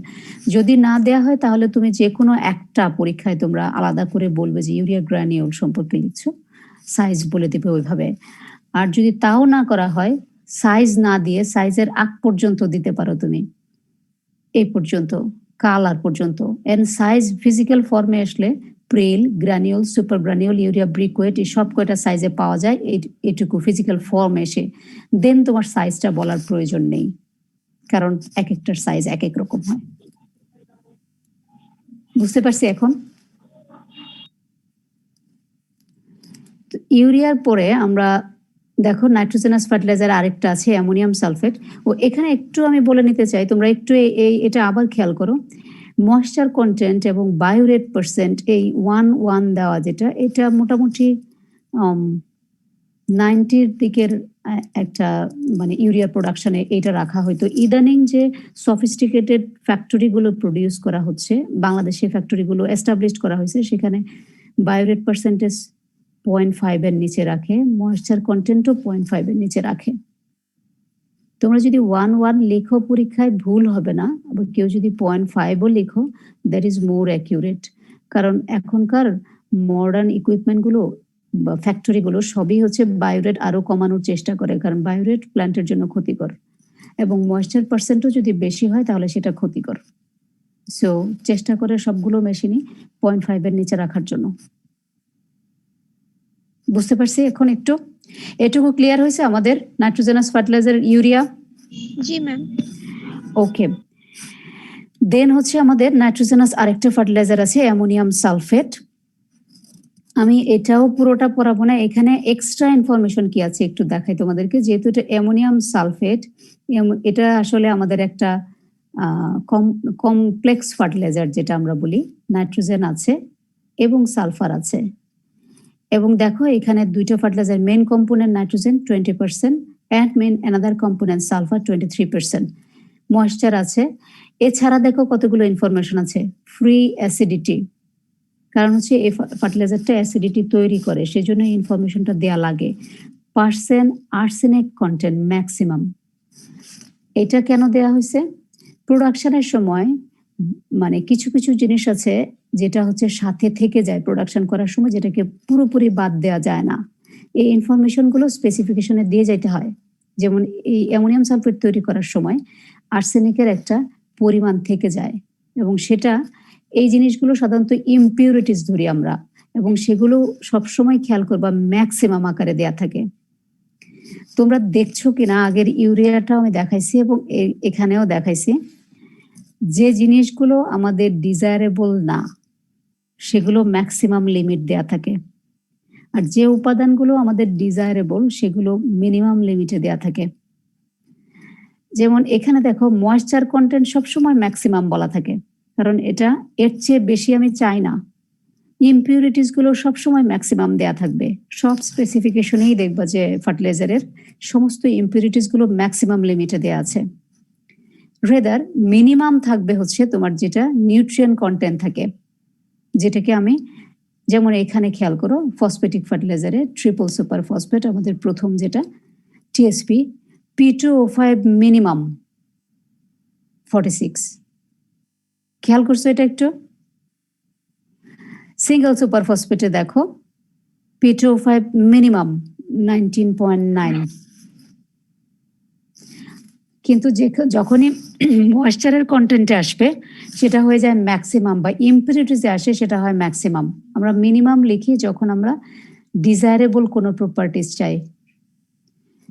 এটাকে আমরা বুঝছি যে ডিজায়ারেবল কোনটা আর আনডিজায়ারেবল কোনটা। জি ম্যাম। যদি বুঝে থাকো তাহলে আমার এখানে একটা কোশ্চেন আছে, সেটা হচ্ছে P2O5 ফসফেটিক ফার্টিলাইজার টিএসপি তে P2O5 এর পার্সেন্টেজ মিনিমাম লেখা হয়েছে 46, কিন্তু ইউরিয়াতে নাইট্রোজেনের পার্সেন্টেজ মিনিমাম 46 কেন বলা হয়নি? না, ওখান থেকে ফসফরাস পাবো, এটাই আমার মেইন টার্গেট, কিন্তু নাইট্রোজেনাস ফার্টিলাইজার থেকে তো হচ্ছে নাইট্রোজেনটা আমার মেইন। বুঝি নাই। আমার প্রশ্নটা ছিল ইউরিয়া ফার্টিলাইজারের স্পেসিফিকেশনে পার্সেন্ট নাইট্রোজেনের ব্র্যাকেটে মিনিমাম লিখি নাই কেন 46, যেখানে আমি এটাই থাকতো যেমন টিএসপি তে আমি কিন্তু লিখছি, খেয়াল করো total phosphate as P2O5 minimum, অথবা ওয়াটার সলিউবল ফসফেট পি, যেটা water soluble P as P2O5 minimum percent P content আকারেও এটা যদি আমি খেয়াল করি পার্সেন্ট পি মিনিমাম 20, কিন্তু ইউরিয়াতে নাইট্রোজেন পার্সেন্ট এন মিনিমাম কেন লিখি নাই? ম্যাম এটা ফিক্সড থাকা লাগবে 46। ম্যাম ওখানে নাইট্রোজেন একটা ফর্মেই থাকে। No, this is not form, this is not form. কেউ একজন বলতেছিল একটু। ম্যাম ইউরিয়া তো স্টেট ফার্টিলাইজার, এটা তো শুধু হচ্ছে নাইট্রোজেনই দিবে, কিন্তু হচ্ছে যেটা হচ্ছে ওইটা ফসফেট ছিল, ওখানে ফসফেট বাদে অন্য হচ্ছে নিউট্রিয়েন্ট ছিল, তো সেখানকার মধ্যে No, that's not the reason. যে ammonium sulphate, if you no, এখানে অ্যামোনিয়াম সালফেটটা খেয়াল করো, অ্যামোনিয়াম সালফেট কিন্তু দুইটা নিউট্রিয়েন্ট দেয়, পার্সেন্ট নাইট্রোজেন পার্সেন্ট সালফার, আমি কিন্তু মিনিমাম বলি নাই, নাইদার নাইট্রোজেন নর সালফার। কিন্তু আমি ফসফেটিক ফার্টিলাইজার যেমন টিএসপির ক্ষেত্রে আমি বলছি যে পার্সেন্ট পি মিনিমাম। ম্যাম এটার সাথে ওয়াটার যোগ আছে, এর জন্য কি? নো। ম্যাম এখানে বেশি থাকলেও ক্ষতি নাই পার্সেন্টেজটা, কিন্তু না একটা ইউরিয়ার ক্ষেত্রে ওটা ফিক্স থাকা লাগবে যে 46। বুঝায় বলো, বেশি ইউরিয়ার ক্ষেত্রে কেন 46 ফিক্স থাকা লাগবে, আর ট্রিপল সুপার ফসফেটের ক্ষেত্রে কেন বেশি থাকলে ক্ষতি নেই বলছো তুমি? ম্যাম এটা হয়তো প্ল্যান্টের অ্যাবজর্পশনের ক্ষেত্রে মেইনটেইন করা লাগে। নো, প্ল্যান্টের ব্যাপারেই যাইনি আমরা এখনো, কমপ্লিটলি আমরা স্পেসিফিকেশনে আছি প্রোডাকশন থেকে শুরু করে। ম্যাম ইউরিয়ার ক্ষেত্রে আমরা যদি ইউরিয়ার গাঠনিক ম্যাম ইউরিয়ার সংকেতটা থেকেই তো ম্যাম আমরা পাচ্ছি ইউরিয়াতে নাইট্রোজেন থাকবে 46%। টিএসপি তে পাচ্ছি না ম্যাম টিএসপি, ম্যাম এটার সাথে তো ওয়াটার আছে। No. প্রতিটা ফার্টিলাইজারই আমরা যে পার্সেন্টেজটা বের করি, percent nitrogen percent sulphur percent nitrogen ইউরিয়ার ক্ষেত্রে, এই প্রত্যেকটা ক্ষেত্রে ইভেন টিএসপি পরে আমরা যেটা যাব পটাশিক ফার্টিলাইজার কে কন্টেন্ট, এটা আমরা সব সংকেত থেকেই পাই, কত পার্সেন্ট আছে এটা আসলে সংকেত থেকেই বের করা, এভরি ফার্টিলাইজার স্ট্রাকচার থেকে আমরা বের করি। ম্যাক্সিমাম যে এখানে লেখা ওইখান থেকে ম্যাক্সিমাম আমরা এতটুকু পার্সেন্টেজই পাইতে পারি, এর থেকে বেশি পাবো না। আমি তো মিনিমামের আলোচনা করছি, ম্যাক্সিমাম বলছি আমি, যে হচ্ছে তুমি বোঝোই নাই ম্যাক্সিমাম জিনিসটা আমরা বলছি স্পেসিফিকেশনে ম্যাক্সিমাম আমরা ওই উপাদানগুলোকে দিয়ে রাখি যেটা এর বেশি ক্রস করলেই ক্ষতিকর। যেমন ইম্পিউরিটিস গুলো আমরা বলি ম্যাক্সিমাম এতটুকু থাকবে, ময়েশ্চার বলি ম্যাক্সিমাম এতটুকু থাকবে, এর বেশি বলেই না। কিন্তু টিএসপির ক্ষেত্রে কেন আমি পি মিনিমাম বলছি, যে পি মিনিমাম এতটুকু থাকতে হবে, এই কথাটা কেন বলছি? সব ফার্টিলাইজারের ক্ষেত্রেই আমরা সংকেত থেকেই বের করি তার মধ্যে আসলে ওর মূল উপাদান কতটুকু। সবই যত ফার্টিলাইজারের স্ট্রাকচার আছে, মানে এ পার্ট অফ মিক্স ফার্টিলাইজার যতগুলো স্ট্রাকচার আছে আমরা আসলে স্ট্রাকচার থেকে বের করি। যেমন এই যে ডায়ামোনিয়াম ফসফেট, নাইট্রোজেন বের করছি আমি, ফসফরাস বের করছি আমি, এখানে আবার মিনিমাম লিখছি কেন? ম্যাম আমরা হচ্ছে ইউরিয়ার ক্ষেত্রে সেকেন্ড যে কম্পোনেন্টটা অ্যামোনিয়াম সালফেট, ওখান থেকে নির্দিষ্ট একটা পরিমাণ ইউরিয়া অলরেডি আসছে, কারণ আমাদেরকে ওখানে অ্যামোনিয়াম সালফেটটা দিতেই হবে। ওখান থেকে আমরা যা পাচ্ছি আর বাকি এক্সট্রা যে নাইট্রোজেন ওইটা 20%ই লাগবে এই অনুপাতটা ঠিক রাখার জন্য। মূলত অ্যামোনিয়াম সালফেট থেকে আমরা যেহেতু নাইট্রোজেনটা পাচ্ছি কিছুটা, ওইটা এই জন্যই হচ্ছে আমাকে পরবর্তী যে নাইট্রোজেন ওইটা ফিক্স করে দিতে হচ্ছে। নো নো, কনসেপ্টের ধারে কাছেও নাই আসলে, মূল জিনিসটা যেটা সেটার ধারে কাছেও যেতে পারোনি। ম্যাম এটা আপনি কি ক্লিয়ার করে ওভার ইউজের বুঝায় দেন। জন্য, ওভারডোজের জন্য এনভায়রনমেন্টাল নো, এটা একটু অ্যাডভান্স নলেজ, মাস্টার্সে উঠলে মেন আরো ক্লিয়ারলি বোঝা যায়। তবে আমি একটু অল্প তোমাদের জাস্ট সংক্ষেপে বলে যাই, সেটা হচ্ছে যে ইউরিয়া CONS2 এর সংকেত থেকে আসে, এটা 46% নাইট্রোজেন। এইটুকু তোমরা বুঝতে পারছো বোধ হয়, কয়েকজন বলছো। কারণ CONS2 যদি তোমরা এই কার্বনের 12 অক্সিজেনের এভাবে যদি যোগ করো না, যোগ করে তারপর সেখানে N কতটুকু থাকে বের করো, তাহলে এটা 46ই হবে। হ্যাঁ, এটা ফিক্স। কোনো একটা ফার্টিলাইজারে যদি 46% নাইট্রোজেন না থাকে তাহলে CONS2 এর স্ট্রাকচারই হয় না, সো ইউরিয়াই হয় না ওটা। ইউরিয়া মাস্ট কন্টেন 46%, এর মিনিমাম ম্যাক্সিমাম পসিবল না, এটা এর বেশি করা সম্ভবই না। ইউরিয়ার নাইট্রোজেনের পার্সেন্টেজ 46%-এর বেশি হবেই না, কোনোভাবেই সম্ভব না। সো এটা নাইট্রোজেন পার্সেন্টেজ 46, এটাই হবে, এটা ফিক্স। অ্যামোনিয়াম সালফেটও তাই ফিক্স। কোথায় হবে না? ট্রিপল সুপার ফসফেটের ক্ষেত্রে কেন সমস্যা? স্ট্রাকচার কিন্তু আমার একটা আছে, কাজে এখানেও ম্যাক্সিমাম মিনিমাম হওয়ার কথা না, কিন্তু কেন হয়েছে? কারণটা হচ্ছে ট্রিপল ফসফেটকে তৈরি করা হয় রক ফসফেট থেকে। ট্রিপল ফসফেট সুপার ফসফেট তোমাদেরকে প্রোডাকশন টেকনোলজি পড়াবেন আক্তার স্যার, উনি যখন পড়াবেন তখন দেখবে যে ট্রিপল সুপার ফসফেটের মূল উপাদান র ম্যাটেরিয়াল হচ্ছে রক ফসফেট। রক ফসফেট একটা অর্গানিক উপাদান, রক, এবং রক ফসফেটের মধ্যে কত পার্সেন্ট ফসফরাস থাকে এটা আসলে ভ্যারি করে। রক ফসফেটেরও একটা কেমিক্যাল স্ট্রাকচার আছে, কিন্তু ওই স্ট্রাকচারটাও ভ্যারি করে, ডিপেন্ড অন ওই রক ফসফেটটা কোথা থেকে তৈরি হয়ে আসছে। মানে এক এক ধরনের খনির রক ফসফেটের এক এক রকম P% থাকে, সে কারণে যে রক ফসফেটটা ইউজ করা হয় সেটার উপর ডিপেন্ড করে এই ট্রিপল সুপার ফসফেটের P ভ্যারি করে, র ম্যাটেরিয়ালের P ভ্যারি করে বলে এটা হচ্ছে ভ্যারি করে।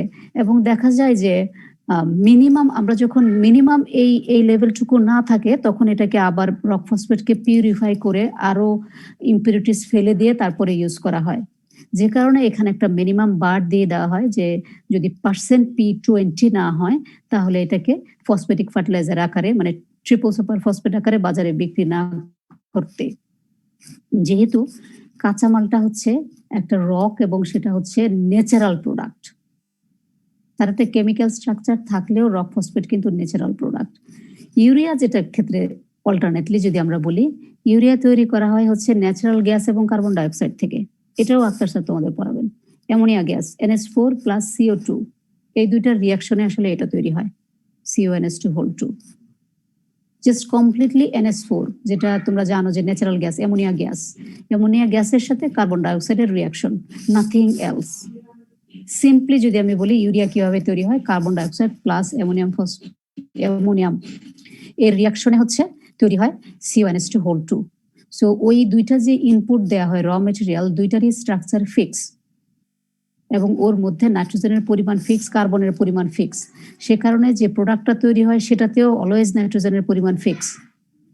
কিন্তু টিএসপির ক্ষেত্রে শুধুমাত্র এই জিনিসটা ব্যতিক্রম হয় যে টিএসপি র ম্যাটেরিয়াল হিসেবে রক ফসফেট ইউজ করে। রক ফসফেট যতগুলো র ম্যাটেরিয়াল হয় সবগুলোর ক্ষেত্রেই আমাদের এরকম হয় যে এটা চেঞ্জ হইতে পারে। তোমরা চেষ্টা করে দেখো টিএসপির এই স্ট্রাকচার থেকে মিলায়ে পার্সেন্ট পি এক্স্যাক্টলি 20 আনতে পারো কিনা। পার্সেন্ট পি বা P2O5 যেটাই করো চেষ্টা করে দেখো। শুধুই টিএসপি এর ক্ষেত্রে যেগুলো আমরা রক ফসফেট ইউজ করি সেগুলোর ক্ষেত্রে এরকম হয়, যেগুলোর ক্ষেত্রে আমরা রক হিসেবে র ম্যাটেরিয়াল ইউজ করি, অর্গানিক ম্যাটেরিয়াল এবং অথবা রক, যেগুলোর মধ্যে তোমার মূল উপাদান ভ্যারি করতে পারে, সেটার ক্ষেত্রেই দেখা যায় যে ফার্টিলাইজারের মধ্যে মিনিমাম লিমিট দিয়ে দিতে হয়, আদারওয়াইজ মিনিমাম লিমিটটা লাগে না। যে ফার্টিলাইজারগুলো পড়ছি সেগুলোর মধ্যে কোনগুলো রক থেকে তৈরি করা হয়? ওইটা হচ্ছে প্রোডাকশন টেকনোলজিতে যখন যাবা তোমাদেরকে মেজর এলিমেন্ট যেগুলো বড় ধরনের ফার্টিলাইজার প্রোডাক্ট যেগুলো আমরা কমনলি ইউজ করি, সবচেয়ে বেশি ইউজ করি, সেগুলোকে প্রোডাকশন টেকনোলজি পড়ানো হবে। যেমন ইউরিয়া, টিএসপি, এসএসপি, এমওপি, এই কয়েকটা অ্যাটলিস্ট তোমাদের প্রোডাকশন টেকনোলজি পড়ানো হবে। প্রোডাকশন টেকনোলজিতেই তুমি দেখবে যে র মেটেরিয়াল আসলে কি, তখন তুমি বুঝতে পারবে যে এখানে আসলে কোথায় সমস্যা হয়।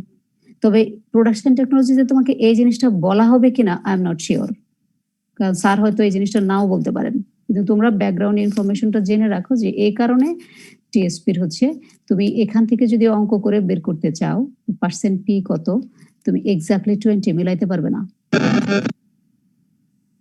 এই জন্য আমরা মিনিমাম 20 বলি। ওকে, সো আমি বাকিগুলো তোমাদেরকে এভাবে পড়ায় দিব না, কারণ হচ্ছে যে পয়েন্টগুলো তোমাদের বলে দেওয়া দরকার ছিল, ম্যাক্সিমাম কেন থাকে, মিনিমাম কেন থাকে, ইম্পিউরিটিস কোথায় থাকে, আমি বলে দিচ্ছি। সো বাকিগুলো আমি তোমাদেরকে এই শীটটা আসলে দিয়ে দিব। এই শীটটা দিয়ে দিলে তোমরা আসলে দেখে নিবে যে এটা সবগুলো স্পেসিফিকেশন যেহেতু প্র্যাকটিক্যাল ক্লাসেও পড়ানো হবে। পটাশিক ফার্টিলাইজার এখানে আমরা দুইটা দিছি, potassium chloride, potassium sulphate. Complex fertiliser আকারে ডাইঅ্যামোনিয়াম ফসফেট এবং অ্যামোনিয়াম ফসফেটও দিতে পারো। সেকেন্ডারি নিউট্রিয়েন্ট ফার্টিলাইজার আকারে আমরা দুইটা দিছি, একটা হচ্ছে gypsum, magnesium sulphate. Micronutrient fertiliser আকারে এখানে দুইটা, জিঙ্ক সালফেট এবং বোরাক্স। আর ম্যানিউর আকারে এখানে একটু আসো, ম্যানিউরে হচ্ছে কাউডাং, কম্পোস্ট,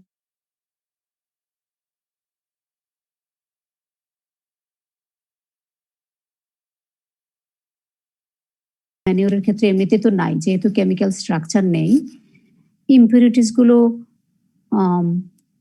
কেমিক্যাল আকারে ইম্পিউরিটিস থাকে না, দেখা যায় যে অন্য কোনো জিনিস হয়তো মাটি লেগে আছে বা এই ধরনের কিছু। সো ওইভাবে ম্যানিউরের আর ফার্টিলাইজারের স্পেসিফিকেশন একটু ডিফার করে কেমিক্যাল ফার্টিলাইজার আর ম্যানিউরের ক্ষেত্রে। এনপিকে যেটা দেয়া আছে এখানে দেখো আমি প্লাস মাইনাস দিয়ে দিয়েছি, কারণ এটা একটা রিসার্চের ডেটা নেওয়া শুধু।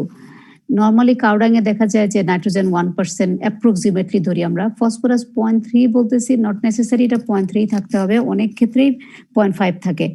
তোমরা এটা তো জানো যে ম্যানিউরের এনপিকে ডিপেন্ড করে ম্যানিউর আসলে কোন উৎস থেকে তৈরি করা হচ্ছে। যেমন কাউডাং যদিও কাউডাং সবগুলাই কাউ থেকে যে এক্সক্রিটা হয়, কিন্তু গরু যদি খোল খায় তাহলে নাইট্রোজেন পার্সেন্টেজ বেড়ে যাবে, ফসফরাস পার্সেন্টেজও বেড়ে যাবে, কিন্তু গরু যদি ঘাস খায় তাহলে এনপিকে 3% ভ্যারি করবে। সো এই জিনিসগুলো এই 1%, 0.3, 0.46, this is not fix at all. Even compost তুমি কি দিয়ে কম্পোস্ট বানাচ্ছ, কিচেন ওয়েস্ট দিয়ে নাকি ফিল্ড ওয়েস্ট দিয়ে, তার উপর ডিপেন্ড করে কম্পোস্টের এনপিকে পার্সেন্টেজ কত হবে। পোলট্রি ম্যানিউর এটাও ডিপেন্ড করে পোলট্রির ফিড আসলে কি দেওয়া হয়েছে, এন্ড ফার্ম ইয়ার্ড ম্যানিউরও তাই। বুঝতে পারছো? রাফলি এখানে যে ভ্যালুটা দেওয়া আছে এটা রাফলি যে cow dung, compost, poultry manure, farm yard manure, ধরে নেওয়া হয় যে ফার্ম ইয়ার্ড ম্যানিউরে নাইট্রোজেন পার্সেন্টেজ এই চারটার মধ্যে একটু বেশি থাকে, পোলট্রি ম্যানিউর তার চেয়ে একটু কম, এন্ড কাউডাং তার চেয়ে একটু কম, এবং কম্পোস্ট হচ্ছে তার চেয়েও কম। কিন্তু ডিপেন্ড করে, কম্পোস্ট আবার বেশিও হতে পারে, যদি তুমি মাস্টার্ডের খৈল দিয়ে দাও কম্পোস্টে প্রচুর পরিমাণে, তাহলে সেটাতে নাইট্রোজেনের পরিমাণ বা ফসফরাসের পরিমাণ বেশি আসতে পারে। সো এই ভ্যালুগুলো নিয়ে অডিট হওয়ার কারণে এই ভ্যালুগুলোর একটা রাফ আইডিয়া তোমাদের নিয়ে রাখতে হবে। আর এই প্লাস মাইনাস 0.1 যেটা স্ট্যান্ডার্ড এররের সাথে দেওয়া আছে এটা মুখস্থ করার প্রয়োজন নেই। এটা স্ট্যান্ডার্ড এরর, যেহেতু এটা রিসার্চ ডেটা, তুমি অ্যাপ্রক্সিমেটলি বললেই হবে, অ্যাপ্রক্সিমেটলি 1%, অ্যাপ্রক্সিমেটলি 0.3%, বা এটা 0.5ও হয়, অ্যাপ্রক্সিমেটলি পটাশিয়াম পার্সেন্টেজও তাই 0.5 থেকে 0.6 এরকম বলি আমরা রাফলি। বুঝছি আমরা এখন? টু দ্য পয়েন্টে এটা মুখস্থ করার প্রয়োজন নেই, এটার আইডিয়াটা নিয়ে রাখতে হবে কতটুকু থাকে এই 4টা ফার্টিলাইজার, ম্যানিউর, অর্গানিক ফার্টিলাইজার যেটা আমরা বলছি। আর বাকিগুলোর ক্ষেত্রে তোমাদের ডেফিনেটলি মুখস্থ করতে হবে যে এর মেজর নিউট্রিয়েন্ট কতটুকু থাকে। এই হচ্ছে আমাদের ফার্টিলাইজার স্পেসিফিকেশন। তোমাদের টাইম শেষ। তোমাদের নেক্সট ক্লাস কি? Ma'am genetics. এখন জেনেটিক্স? জি ম্যাম। এরপরে জি ম্যাম। ও মানে এই জাস্ট 1 মিনিট আছে ম্যাম এখন ঢুকে যাবে মনে হয়। আজকে শেষের ক্লাস নেই ম্যাম, প্ল্যান প্যাথোলজি এরপর। আচ্ছা, তোমরা আমাকে একটু বলো তো, তোমরা কি আমাকে কোনো এক্সট্রা ক্লাস দিতে পারবে? যে কোনো সময় আমি তোমাদেরকে নিতে পারবো, কারণ ম্যাম আমাদের 11টার ক্লাসটা নাই ম্যাম, আপনি যদি এখন নিতে চান নিতে পারেন। এখন ক্লাস নেই? হ্যাঁ, এই ক্লাসটা যে হওয়ার কথা ছিল স্যার বলছে যে এই ক্লাসটা নিবে না, আপনি যদি এখন নিতে পারেন নিতে ওকে, পারেন। তাহলে আমি একটু কন্টিনিউ করি। তাহলে আমি কারণ আমার এরপরে আরো 2টা ছোট ছোট টপিকস বাকি আছে, যেটা শেষ করতে পারলে আমি প্রোডাকশন টেকনোলজিতে যেতে পারি। নেক্সট উইকে তোমাদের ক্লাস যদি আমি নেই, শহীদ স্যার না নিয়ে, তাহলে আমি শেষ করতে পারবো। সো আমার আসলে একটা ক্লাস এক্সট্রা লাগবে। সো তোমাদের স্যার ঢুকলে আমাকে বলো, আদারওয়াইজ আমি কন্টিনিউ করি, ঠিক আছে? জি ম্যাম। আমি একটা ক্লাস করব, সমস্যা নেই। বেশিক্ষণ দেব না, বেশিক্ষণ নেব না, এবং টপিকস গুলো ইজি। আর যদি বুঝতে না পারো বা কষ্ট হয়ে যায় তাহলে বলবা, আমি স্টপ করে দিব, ঠিক আছে? Okay ma'am. আচ্ছা, আগে আমি এই টপিকসটা থেকে শেষ করে বের হই। স্পেসিফিকেশন অফ ফার্টিলাইজার কমনলি তোমরা একটু একেবারে রাফ আইডিয়া কিছুটা আসছে কিনা তোমাদের সেটা বলো ক্লাসটা শেষ করে, যে বুঝতে পারছো কিনা এবং কিভাবে সাজানো হয়েছে স্পেসিফিকেশন গুলো, সে বিষয়ে তোমাদের কোনো কনফিউশন আছে কিনা বা কোনো কোশ্চেন আছে কিনা, এটা একটু বলো আগে।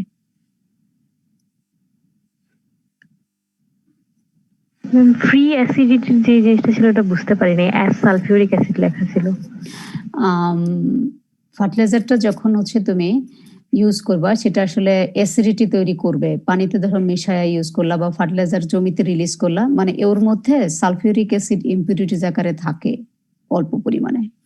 প্রোডাকশনের সময় সালফিউরিক অ্যাসিড আসে, এটা বাদ দেওয়া যায় না। যতগুলো ইম্পিউরিটিজ আছে সবগুলোই প্রোডাকশনের সময় কোনো না কোনো ভাবে ম্যাটেরিয়ালস এর সাথে ইম্পিউরিটিজ আকারে থেকে যায়। এটা বাদ দেয়া হয় প্রোডাকশনে, কিন্তু দেখা যায় যে 1%, 0.1% বা 5%, একটা সার্টেন লিমিট পর্যন্ত ইম্পিউরিটিজ যখন থেকে যায়, তখন আমাদের এটা স্পেসিফিকেশনে লিখে দিতে হয় যে এই ফার্টিলাইজারটার এই জিনিসটা আছে। খেয়াল করছো কিনা, এখানে লেখা ছিল 8 নাম্বারটা খেয়াল করো, special limitation to phytotoxic production. কোনো ফার্টিলাইজারের মধ্যে অ্যাসিডিটি আছে কিনা, কোনো ফার্টিলাইজারের মধ্যে আর্সেনিক আছে কিনা, কোনো ফার্টিলাইজারে লেড আছে কিনা ইম্পিউরিটিজ আকারে, ওইটা স্পেসিফিকেশনে লিখে দিতে হয় থাকলে। এবং ফ্রি অ্যাসিডিটি যে ফার্টিলাইজারটা বলা হয়েছিল এখানে নাইট্রোজেনাস ফার্টিলাইজারে, এটা হচ্ছে সালফিউরিক অ্যাসিড আকারে অল্প পরিমাণে এটার সাথে থেকে যায় যখন বানানো শেষ করা হয় প্রোডাকশন ফ্যাক্টরি থেকে। সেই জন্য এটাকে, এবং দেখো পার্সেন্ট আর্সেনিকও একটা আছে, 0.01% কিন্তু আছে। এটা জানানো যে লার্জ স্কেলে ইউজ করলে কিছুটা বিল্ড আপ হতে পারে আর্সেনিক। এই ইনফরমেশনটা জানা থাকার প্রয়োজন পড়ে। Anything else?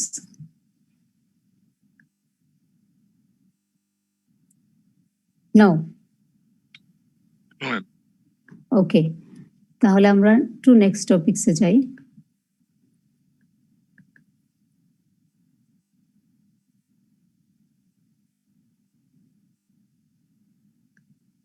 তোমরা কি দেখতে পাচ্ছ সেকেন্ডারি এন্ড মাইক্রোনিউট্রিয়েন্ট ফার্টিলাইজার? জি ম্যাম। ওকে, তোমাদের এই টপিকসটা খুবই ইজি, ভেরি ভেরি ইজি। এই টপিকসটা তোমরা বলবা, আমি একটু শুনবো, এইভাবেই শেষ করব। সেকেন্ডারি অ্যান্ড মাইক্রোনিউট্রিয়েন্ট ফার্টিলাইজার গুলো আমরা এখানে সংক্ষেপে আলোচনা করছি, ইন ডিটেলসে কোনোটাই না, কারণ তোমাদের প্রোডাকশন টেকনোলজি যেগুলো পড়ানো হবে সেগুলো সবই হচ্ছে primary nutrient fertiliser. Secondary nutrient fertiliser production technology পড়ানো হয় না সাধারণত। জিপসাম মনে হয় স্যার অল্প একটু পড়াইতে পারে, বাই প্রোডাক্ট হিসেবে আসে যেহেতু টিএসপির। এছাড়া পড়ানো ইন ডিটেলস লেভেল 2 তে পড়ানো হয় না। So secondary and micronutrient fertiliser গুলো আমরা একসাথে কম্পাইল করে ছোট আকারে পড়ায় দিই।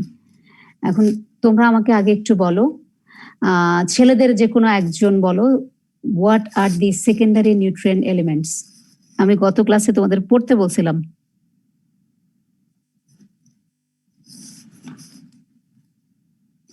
What are the secondary nutrient elements?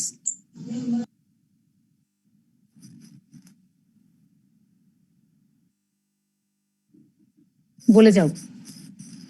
Secondary nutrient elements. Ma'am যে নিউট্রিয়েন্ট গুলো হচ্ছে এসেনশিয়াল তো প্রাইমারি নাম নিউট্রিয়েন্ট বলে যাও। ম্যাম ক্যালসিয়াম ম্যাগনেসিয়াম সালফার এই তিনটা হচ্ছে secondary nutrient. Calcium, magnesium, sulphur. আর কেউ বলো, ছেলেদের একজনের কাছ থেকে শুনতে চাচ্ছিলাম।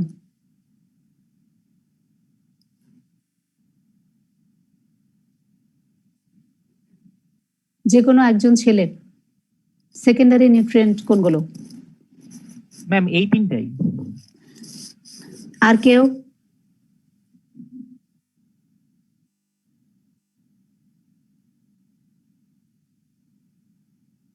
নাই, আর কেউ জানি না। আমাদের সেকেন্ডারি নিউট্রিয়েন্টের আইডিয়া নেই। তিনটাই। Okay, then what are the micronutrients? Ma'am হচ্ছে মাইক্রোনিউট্রিয়েন্ট 7টা বা 8টা। Iron, boron, chlorine, manganese, zinc, copper, molybdenum আর কোনো কোনো ক্ষেত্রে নিকেলকেও ধরা হয়। সবাই কি আমরা একমত? জি ম্যাম। সবাই একমত যে মাইক্রোনিউট্রিয়েন্ট 7টা ধরা হয় আর সেকেন্ডারি নিউট্রিয়েন্ট 3টা। ঠিক আছে, এই পর্যন্ত আমরা সবাই একমত। মাইক্রোনিউট্রিয়েন্ট 8টা। মাইক্রোনিউট্রিয়েন্ট 8টা। কি কি বলো?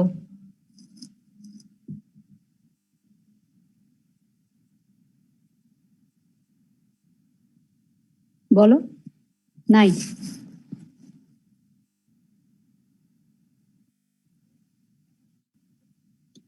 মাইক্রোনিউট্রিয়েন্ট 8টা। কি কি বলো? পারছি না।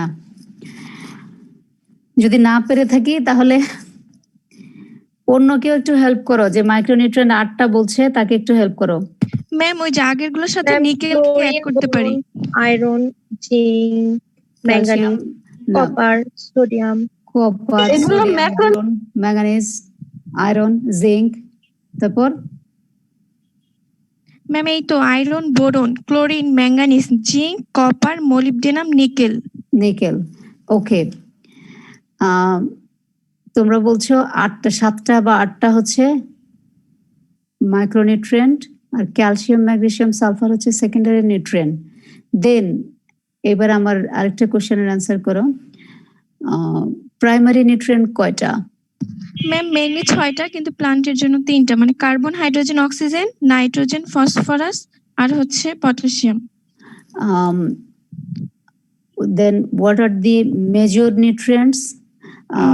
What are the macronutrients and what are the micronutrients? এই ক্লাসিফিকেশনটা একটু বলো। আর যে কোনো একজন ছেলে। সাধারণত এসেনশিয়াল প্ল্যান্ট নিউট্রিয়েন্টকে আমরা দুইটা বড় ক্যাটাগরিতে ভাগ করি, একটা হচ্ছে ম্যাক্রো এলিমেন্ট আর একটা হচ্ছে মাইক্রো এলিমেন্ট। ম্যাক্রো কোনগুলো তাহলে? যেগুলো অ্যামাউন্ট বেশি লাগে অ্যাকচুয়ালি প্ল্যান্ট যেগুলো লাইফ সাইকেল কমপ্লিট করার জন্য। কোনগুলো সেগুলো বলো? Nitrogen, phosphorus, potassium, sulphur, manganese. Manganese? Manganese না, ম্যাগনেসিয়াম, সরি। ম্যাগনেসিয়াম। তারপর হাইড্রোজেন, কার্বন, হাইড্রোজেন, কার্বন। তারপর ma'am phosphorus, sulphur. Ma'am phosphor, calcium. Phosphorus, sulphur, calcium.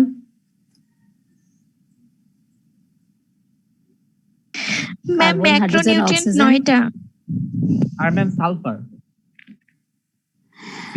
যে এখন যে বলছো সে আবার বলো একটু।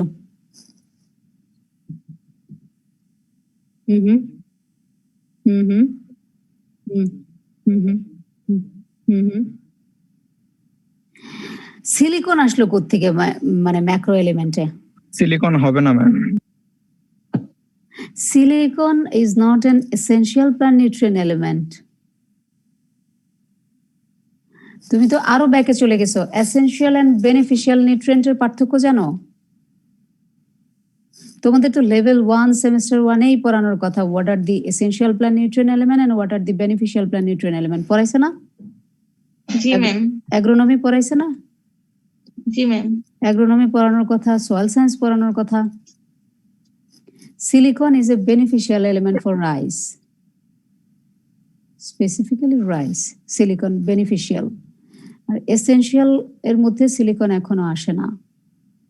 সিলিকনকে এখনো এভিডেন্ট নেই যে silicon is essential for plant life cycle complete. আমরা 3টা ক্রাইটেরিয়া জানি না যে এসেনশিয়ালিটি কিভাবে আমরা জাজ করি? জি ম্যাম। জি ম্যাম। 3টা যে ক্রাইটেরিয়া জানি তার মধ্যে কিন্তু সিলিকন পড়ে না। ওয়েল, তাহলে আমরা যদি একটু ম্যাক্রো এলিমেন্ট গুলোকে ভাগ করি, তোমরা যেটা করছো যে ম্যাক্রো এলিমেন্ট ভাগ করলে কেউ কেউ বলতে চাচ্ছ যে ফসফরাস, সালফার এভাবে শুরু। ম্যাক্রো ডেফিনেটলি শুরু কার্বন, হাইড্রোজেন, অক্সিজেন দিয়ে, কারণ প্ল্যান্ট বডির বেশিরভাগ অংশই হচ্ছে কার্বন, হাইড্রোজেন, অক্সিজেন, এবং কার্বন, হাইড্রোজেন, অক্সিজেনই প্ল্যান্টের জন্য সবচেয়ে বেশি প্রয়োজনীয়। কোনোভাবেই বলার অবকাশ নেই যে কার্বন, হাইড্রোজেন, অক্সিজেন থেকে অন্য কোনো এলিমেন্ট কম লাগে। সবচেয়ে বেশি লাগে কার্বন, হাইড্রোজেন, অক্সিজেন। কেন আমরা এগুলো নিয়ে ফার্টিলাইজার পড়াই না? কারণ হচ্ছে কার্বন, হাইড্রোজেন, অক্সিজেন অ্যাটমসফিয়ারে অ্যাভেলেবল থাকে বা নেচারে অ্যাভেলেবল থাকে। We do not need to input those, এই কারণে আমরা বলি না। কিন্তু ফার্টিলাইজার কোনো প্ল্যান্টের জন্য এসেনশিয়াল এলিমেন্টের categorise definitely carbon, hydrogen, oxygen দিয়ে হবে। এনপিকে হচ্ছে তারপরে, এবং carbon, hydrogen, oxygen, nitrogen, phosphorus, potassium, calcium, magnesium, sulphur, এই 9টা এলিমেন্ট যেগুলোকে আমরা বলি ম্যাক্রো এলিমেন্ট, তার মধ্যে আমরা 2টা ক্যাটাগরি করি, একটা হচ্ছে প্রাইমারি আর একটা হচ্ছে সেকেন্ডারি। প্রাইমারিতে আমরা কোনগুলাকে রাখি? কার্বন, হাইড্রোজেন, অক্সিজেন আর nitrogen, phosphorus, potassium. Yes, nitrogen, phosphorus, potassium, এই 6টাকে রাখি আমরা প্রাইমারিতে। এবং এই 6টার মধ্যে 3টা এনপিকে, এই 3টা হচ্ছে ফার্টিলাইজার প্রোডাকশন হিসেবে আমরা এখানে প্রাইমারি এলিমেন্টের ফার্টিলাইজার বলি। এবং যতগুলো ডেফিনেশন তোমাদেরকে বলা হয়েছে, complex fertiliser, compound fertiliser, straight fertiliser, সবগুলোতে আমরা আসলে যখন একটা মেজর নিউট্রিয়েন্ট এলিমেন্ট বলতেছি তখন আমরা এনপিকে কে মিন করি। কারণ হচ্ছে এনপিকে ফার্টিলাইজার এলিমেন্ট হিসেবে প্রাইমারি নিউট্রিয়েন্ট গুলোর এই 3টাই ফার্টিলাইজার হিসেবে আমরা ইউজ করি। এন্ড সেকেন্ডারি ক্যাটাগরিতে আমরা চলে যাই, ক্যালসিয়াম, ম্যাগনেসিয়াম, সালফার। তোমাদের মধ্যে অনেকেই আছে যারা হচ্ছে সেকেন্ডারি নিউট্রিয়েন্ট, মাইক্রো নিউট্রিয়েন্ট দুটোকে কনফিউজ করে, এবং যারা করে যে প্রাইমারি এলিমেন্ট এর মধ্যে যে ম্যাক্রো এলিমেন্ট এর মধ্যে যে সেকেন্ডারি পড়ে, এই বিষয়টা বুঝতে পারে না। প্রাইমারি এবং সেকেন্ডারি 2টা ম্যাক্রোর ভাগ, 2টাই macro element. Micro element completely different thing. Primary এবং সেকেন্ডারি থেকে মাইক্রোনিউট্রিয়েন্ট একেবারেই আলাদা। সো এটা, এই জিনিসটা কনফিউজ করবে না। তোমরা যারা কথা বলছো তারা কনফিউজ করছো না, কিন্তু আমি জানি যেহেতু এটা অন ক্লাসরুম ক্লাস না, ক্লাসরুম ক্লাস হলে আমি আসলে সহজে এটা বের করা যায়। বেশ অনেক স্টুডেন্ট হচ্ছে এই জিনিসটা কনফিউজ করে, what is secondary and what is micronutrient element confuse করে, কাজে ফার্টিলাইজারও কনফিউজ করে। নাও একটু ফার্টিলাইজারে যাই আমরা। সেকেন্ডারি নিউট্রিয়েন্ট যেগুলো আছে সেগুলোর একটা একটা করে আমরা শুরু করি। প্রথম হচ্ছে ক্যালসিয়াম। ক্যালসিয়াম আমরা একটু ফাংশনটা অল্প একটু দেখে যাচ্ছি, ইন ডিটেলস পড়াবো না। Calcium is an element of cell wall and hence stabilise the cell membrane. এই ফাংশনটা কি আমরা জানি? আগে জানতাম? জানি না। ম্যাম জানতাম। আচ্ছা, এখন একটু জেনে নেই, সেটা হচ্ছে যে নিউট্রিয়েন্ট এলিমেন্ট গুলোর ফাংশন যখন তোমাদেরকে লিখতে বলা হয়, আমি জানি প্রত্যেকটা নিউট্রিয়েন্ট এলিমেন্টের 7-8টা করে ফাংশন তোমরা মুখস্থ করে আসছো অ্যাগ্রোনমিতে। এখন তোমাদের যেটা করতে হবে সেটা হচ্ছে, যেহেতু গ্রোন আপ হয়েছো, যেমন ফার্টিলাইজারের ডেফিনেশন আমাদেরকে আরেকটু ওয়াইডলি শিখতে হয়, নিউট্রিয়েন্ট এলিমেন্টের ফাংশন গুলো আরেকটু স্পেসিফিকলি শিখতে হয়। যেমন অনার্সের সময় আমরা সব সাবজেক্ট অল্প অল্প করে পড়ি, মাস্টার্সের সময় আরো স্পেসিফিক এক সাবজেক্ট পড়ি, পিএইচডির সময় আরো স্পেসিফিক একটা টপিকসের উপরে পড়ি। তেমনি নিউট্রিয়েন্টের ফাংশনও ইলাবোরেটলি তোমরা জেনে আসছো অনেকগুলো, যেগুলো কমন ফাংশন। এখন আস্তে আস্তে একটু স্পেসিফিক ফাংশন জানবো আমরা। এখন যদি তোমাদেরকে ফাংশন জিজ্ঞেস করা হয় নাইট্রোজেনের, বলবা না যে গাছের গ্রোথ এন্ড ডেভেলপমেন্টে হেল্প করে। এটা খুবই ভেগ অ্যান্সার। এটা লেভেল 1-এও মানায় না, এটা লেভেল 1-এর আগে মানায়, গ্রোথ এন্ড ডেভেলপমেন্টে হেল্প করে, কারণ সব এলিমেন্টই গ্রোথ এন্ড ডেভেলপমেন্টে হেল্প করে। সো ওই এলিমেন্টের স্পেসিফিক ফাংশনটা বলবা। যেমন ক্যালসিয়ামের ক্ষেত্রে আমরা বলছি যে ক্যালসিয়ামের স্পেসিফিক ফাংশন হচ্ছে সে সেল ওয়ালের একটা কম্পোনেন্ট। যেহেতু সেল ওয়ালের কম্পোনেন্ট, ক্যালসিয়াম হচ্ছে প্ল্যান্টের সেলে তার একটা পার্ট হচ্ছে ম্যাগনেসিয়াম। নাও সালফার, সালফারের ফাংশন ছেলেরা একটু বলো।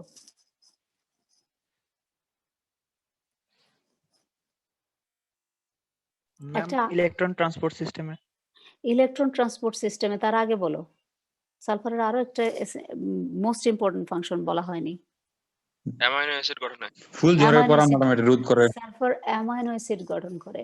সালফার কন্টেনিং অ্যামাইনো অ্যাসিডের part, it's an elementary constituents of few proteins. কারণ হচ্ছে ফিউ অ্যামাইনো অ্যাসিডের পার্ট, সেখান থেকে ফিউ প্রোটিনের পার্ট হয়। আরেকটা হচ্ছে যে সালফাড্রাইল গ্রুপ বলি আমরা, এসএইচ গ্রুপ, এটা অনেকগুলো এনজাইমেটিক রিঅ্যাকশনের সাথে ইনভলভ এবং এটা কোএনজাইম এর একটা পার্ট সালফার। এসএইচ গ্রুপটা প্রচুর পরিমাণে প্ল্যান্টের এনজাইমেটিক রিঅ্যাকশনের সাথে থাকে আর কোএনজাইমের সাথেও টেক পার্ট করে সালফার। এই হচ্ছে আমাদের সেকেন্ডারি 3টা নিউট্রিয়েন্ট যার ফাংশন একটু সংক্ষেপে আমরা দেখে নিলাম। নাও আমরা যদি ফার্টিলাইজারে যাই, ক্যালসিয়ামের ফার্টিলাইজার।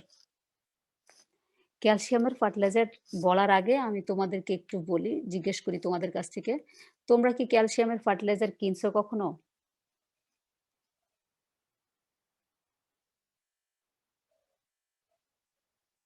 তোমাদের কোনো আইডিয়া আছে ফার্টিলাইজার মানে কোথায় বিক্রি হয়, কোথা থেকে কেনা হয়, সেরকম কোনো আইডিয়া আছে? জি ম্যাম। জিপসাম। জিপসাম কিনছো কখনো? জি ম্যাম, দেখছি জিপসাম। দেখছো? তোমাদের কি কারো নিজেদের জমি আছে, গ্রামে বাড়ি আছে যেখানে ফার্টিলাইজার কিনে দিতে হয়? জি ম্যাম, ধানের জমি আছে। ধানের জমি আছে, সেখানে কি ক্যালসিয়াম জাতীয় কোনো ফার্টিলাইজার কখনো দিতে দেখছো? ম্যাম, ক্রিপিং ক্রপে দিতে দেখছিলাম, মানে সবজির ক্ষেত ছিল সেখানে। কি দিছিল? ক্যালসিয়াম, তাছাড়া অনেক ধরনের সার ছিল, সবগুলা আর কি দিছিল। আর যেগুলো জাংলিতে হয়, মানে ওই ধরনের ক্রপগুলোতে দেখছিলাম যে ক্যালসিয়াম দিছিল, তারপর বোরন দিছিল, কয়েকটা দিছিল আর কি। ক্যালসিয়ামের কি ফার্টিলাইজার দিছিল? ম্যাম স্পেসিফিক ভাবে বলতে পারতেছি না। ম্যাম চুন দেওয়া হয় ক্যালসিয়ামের। চুন দেয়া হয়? এপসম সল্ট দেয় ma'am. Epsom salt? Ma'am Epsom salt তো ক্যালসিয়ামের ফার্টিলাইজার না। এপসম সল্টের স্ট্রাকচার কি, সংকেত কি বলতো? ম্যাগনেসিয়াম সালফেট ইনটু 2 অণু পানি। ম্যাগনেসিয়াম সালফেট ইনটু 7 অণু পানি। 7 অণু ওয়াটার। ওয়েল, যেটা একজন মাঝখানে বলছো চুন দেয়া হয়েছে, এখন চুন কেন দেয়া হয়েছে সেটা বলো তো জমিতে। ক্ষারীয় করার জন্য। That's the point. আমি যেটা বলতে চাচ্ছি, ওয়েল ফার্টিলাইজারটা বলি তারপর বলছি। আমরা সাধারণত ক্যালসিয়াম ফার্টিলাইজার আমরা বলি লাইম ফার্টিলাইজার, লাইমিং করা জমিকে সাধারণত ন্যাচারাল রক থেকে আসে লাইমস্টোন, ডলোমাইট, এই নামগুলো তোমরা জানো, তোমরা আগে পড়ে আসছো। লাইমস্টোন থেকে ক্যালসিনেশন করে আমরা পাই ক্যালসিয়াম অক্সাইড, এটাকে বলি আমরা কুইক লাইম। হাইড্রেশন করলে পাই ক্যালসিয়াম হাইড্রোক্সাইড, এটাকে বলি স্ল্যাক লাইম। এগুলো সব লাইম আকারে বিক্রি হয় বাজারে। এবং চুন যেটা তোমরা বলছো জমিতে চুন দেয়া হয়, এগুলো ক্যালসিয়ামের ফার্টিলাইজার, ডেফিনেটলি চুন ও ক্যালসিয়ামের ফার্টিলাইজার। কিন্তু জমিতে আমার যে বক্তব্যটা ছিল, যে কারণে জিজ্ঞেস করছিলাম জমিতে দেওয়ার পারপাস কি, চুন জমিতে আমরা কখনোই ক্যালসিয়ামের জন্য দেই না। আমরা এই জন্য দেই না যে জমিতে আমার ক্যালসিয়ামের ঘাটতি হয়েছে সেজন্য চুন দিতে হবে। ম্যাম, জমি প্রস্তুতের আগে চুন দেওয়া হয়, মানে পোকামাকড় বা ওগুলা মারার জন্য। ফাঙ্গাস, ব্যাকটেরিয়া মারার জন্য চুন খুবই ভালো উপকারী একটা জিনিস, কারণ যখন চুন দেয়া হয় তখন অনেক ব্যাকটেরিয়া মারা যায়, কিছু প্যাথোজেনিক ফাঙ্গাস মারা যায়। আর চুন দেয়া হয় হচ্ছে যেটা আমরা লাইমিং করতে চাই, অ্যাসিডিটি লেভেলটাকে বা পিএইচ লেভেলটাকে কারেকশন করার জন্য আমরা চুন দেই। কিন্তু চুন আমরা ক্যালসিয়ামের ঘাটতি হয়েছে সেজন্য চুন দেই, এই ঘটনাটা বাংলাদেশের সয়েলে কম। যদিও ইদানিং আমার একজন স্টুডেন্ট বলল যে হচ্ছে কিছু কিছু ক্রপে ক্যালসিয়াম জাতীয় ফার্টিলাইজার দেওয়া হয়েছে। ক্যালসিয়াম ফার্টিলাইজার প্রডিউস করে ইদানিং ফার্টিলাইজার ফ্যাক্টরিগুলো কিছু কিছু প্রডিউস করে, কারণ নর্মালি একটা বেসলাইন ইনফরমেশন জেনে রাখো, আমাদের সয়েলে নর্মালি বাংলাদেশের সয়েলে ক্যালসিয়ামের ঘাটতি নেই, অলমোস্ট নেই। ক্যালসিয়াম আমাদের ডেফিসিয়েন্ট এলিমেন্ট না। আমরা ক্যালসিয়াম অনেক সময় ক্যালসিয়াম থাকলেও অ্যাভেলেবল হয় না প্ল্যান্টের জন্য, তখন আমরা ফার্টিলাইজার আকারে ইনপুট করি, একটা কারণ। আর আরেকটা মূল কারণ হচ্ছে ক্যালসিয়াম আমরা সয়েল ইমপ্রুভমেন্ট বা সয়েল ডেভেলপমেন্টের জন্য দেই, যেটা হচ্ছে একজন বললা যে জমি প্রস্তুত করার সময় দেয়, এটা বলে সয়েল ইমপ্রুভমেন্ট বলি আমরা। এখানে যত ব্যাকটেরিয়া ফাঙ্গাস আছে এগুলো মারার জন্য আসলে দেই। আর একটা হচ্ছে সয়েল ডেভেলপমেন্ট, যেটা পিএইচ কারেকশনের জন্য দেই। মূলত ক্যালসিয়াম জাতীয় ফার্টিলাইজারের মূল কাজ এই দুটাই। আর কোনো কোনো ক্ষেত্রে প্রবলেমেটিক সয়েলে নিউট্রিয়েন্ট রিলিজ হয় না, সেক্ষেত্রে আমরা ক্যালসিয়াম ফার্টিলাইজার আকারে দেই। এই বেসিক নলেজটা তোমাদের থাকা দরকার আছে যখন তোমরা এগ্রিকালচার সেক্টরে জব করবে। আমাদের কিন্তু সয়েলে ক্যালসিয়ামের ঘাটতি নেই, প্রবলেম আছে, ঠিক আছে? Now, the main purpose of using lime is to optimize soil pH, যেটা অলরেডি আমরা আলোচনা করছি। A secondary purpose is to supply calcium as a plant nutrient. Secondary হিসেবে আমরা বলি যে ক্যালসিয়াম সাপ্লাই করবে। The use of large amount of lime to increase the pH is called soil improvement liming. Used to maintain the present pH is called maintenance liming. Liming জিনিসটাই আমরা বলি যে pH K either improve or maintenance করা। ক্যালসিয়ামের সার হিসেবে আমরা যেগুলো use করি, প্রথম আমরা বললাম হচ্ছে ক্যালসিয়াম অক্সাইড, ক্যালসিয়াম হাইড্রোক্সাইড, এই দুটো ইউজ করা হয়। সরাসরি ডলোমাইট কিন্তু কিনতে পাওয়া যায়। ফার্টিলাইজারের দোকানে গেলে ডলোমাইট বললেই ডলোচুন বলে। ফার্মারদের যদি বলো বা ইলিটারেট পারসন যারা কেমিক্যাল সম্পর্কে জানে না, সে বলবে ডলোচুন। ডলোমাইট আকারে পাওয়া যায়, লাইমস্টোনও পাওয়া যায়, সরাসরি চুন বলে যেটাকে। কুইক লাইম, স্ল্যাক লাইম পাওয়া যায় বাজারে। আর দুটা জিনিস পাওয়া যায়, সেটা হচ্ছে ক্যালসিয়াম কার্বনেট এবং জিপসাম। জিপসাম যেটা ফার্টিলাইজার আকারে আসে, টিএসপির বাই প্রোডাক্ট আকারে, আর একটা আসে ক্যালসিয়াম কার্বনেট। এখন ক্যালসিয়াম কার্বনেট এবং ক্যালসিয়াম অক্সাইড হাইড্রোক্সাইড যে দুটো আছে, এগুলো অক্সাইড হাইড্রোক্সাইড লাইম যেটা, এই তিনটা জিনিসই আমাদের সয়েলে হচ্ছে লাইমিং এর জন্য ইউজ করে। কিন্তু সয়েলে যদি এরকম হয় যে লাইট সয়েল হয়, তাহলে ক্যালসিয়াম কার্বনেট ইউজ করার জন্য প্রেফার করে। আর যদি হেভিয়ার সয়েল হয়, মানে ক্লেই সয়েল অথবা ক্লে লুম সয়েল অথবা লুম সয়েল, এই ধরনের সয়েলের ক্ষেত্রে প্রেফার করা হয় ক্যালসিয়াম অক্সাইড বা হাইড্রোক্সাইড। অক্সাইড যেটা আনস্ল্যাক লাইম বলি, হাইড্রোক্সাইড স্ল্যাক লাইম, এগুলো আমরা ইউজ করি। কারণটা কি বলতে পারবা? ক্যালসিয়াম কার্বনেটটা আমরা ইউজ করি লাইট সয়েলে, যেমন ধরো স্যান্ডি সয়েল, স্যান্ডিলুম সয়েল। এবং ক্যালসিয়ামের অক্সাইড বা হাইড্রোক্সাইড, ক্যালসিয়াম হাইড্রোক্সাইড, এগুলো ইউজ করি আমরা হচ্ছে হেভিয়ার সয়েল, যেমন ক্লে সয়েলে। কারণটা কি তোমাদের আইডিয়া আছে কোনো?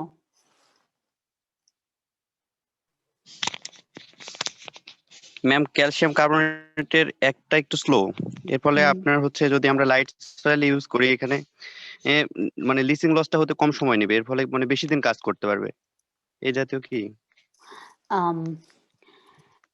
ঠিক এরকম না হলেও কাছাকাছি। ক্যালসিয়াম কার্বনেট স্লো কাজ করে, এবং যেহেতু লাইটার টেক্সচারের সয়েলের মধ্যে সে স্লো কাজ করলেও পিএইচ কারেকশনটা করতে পারে। যেটা দেখা যায় যে ক্লেই সয়েল, আমাদের হেভি সয়েলের মধ্যে ক্যালসিয়াম কার্বনেটের পিএইচ কারেকশন করতেও অনেক সময় লাগে, কারণ সে এমনিতেই হচ্ছে রিলিজ হয়, ক্যালসিয়াম কার্বনেট ভেঙে নিউট্রিয়েন্ট রিলিজ করে অনেক স্লো। সো সে যে পিএইচটাকে মেনটেন করবে, সেটা করতে তার সময় লেগে যায়। হাইড্রোক্সাইড যত ফাস্টার রিলিজ হয়, কার্বনেটটা তত ফাস্টার রিলিজ করে না।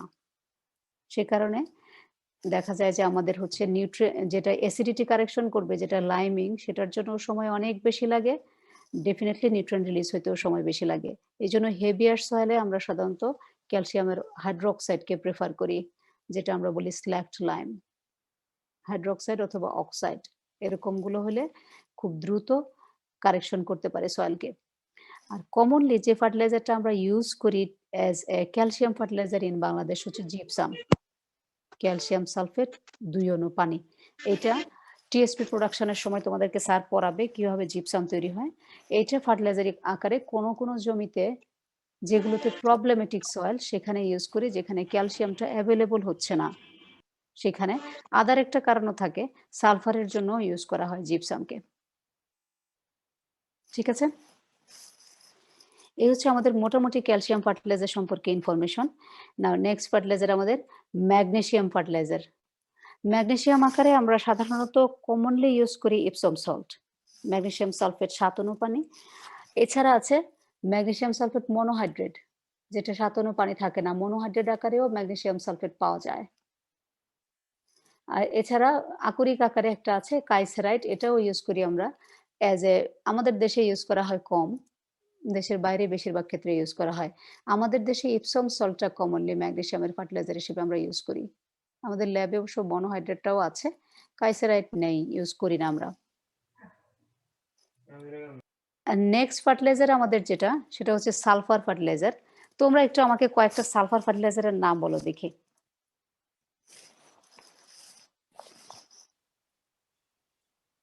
Ammonium sulphate, potassium sulphate. Ammonium প্রথমটা যেটা বলছো অ্যামোনিয়াম সালফেট, অ্যামোনিয়াম কি সালফারের fertilizer? Ammonium sulphate nitrogenous. Nitrogenous fertilizer, exactly. অন্য একটা বলো। Ma'am SSP. এসএসপি কি সালফারের ফার্টিলাইজার? আজকেই কিন্তু স্পেসিফিকেশনে পড়াইছিলাম এসএসপি কোন ক্যাটাগরিতে ছিল। ম্যাম ফসফরাস ছিল। Phosphatic fertilizer SSP. সালফারের ফার্টিলাইজার অন্য একটা বলো। জিপসাম। বলো। Ammonium sulphate. Ammonium sulphate, ammonium sulphate সালফারের fertilizer? No, ammonium sulphate nitrogenous fertilizer. Anything else? Sulfur fertilizer.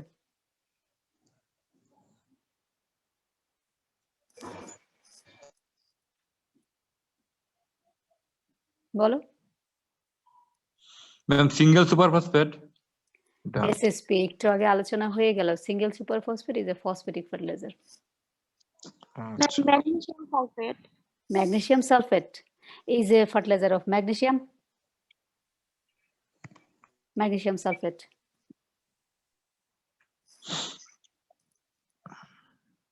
অন্য একটা বলো।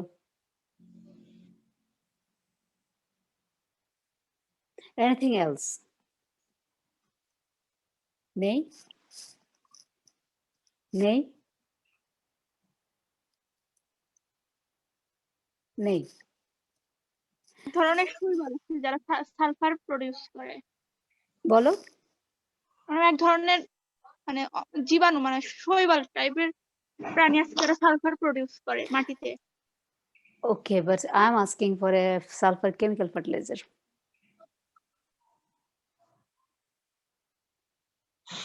নেই।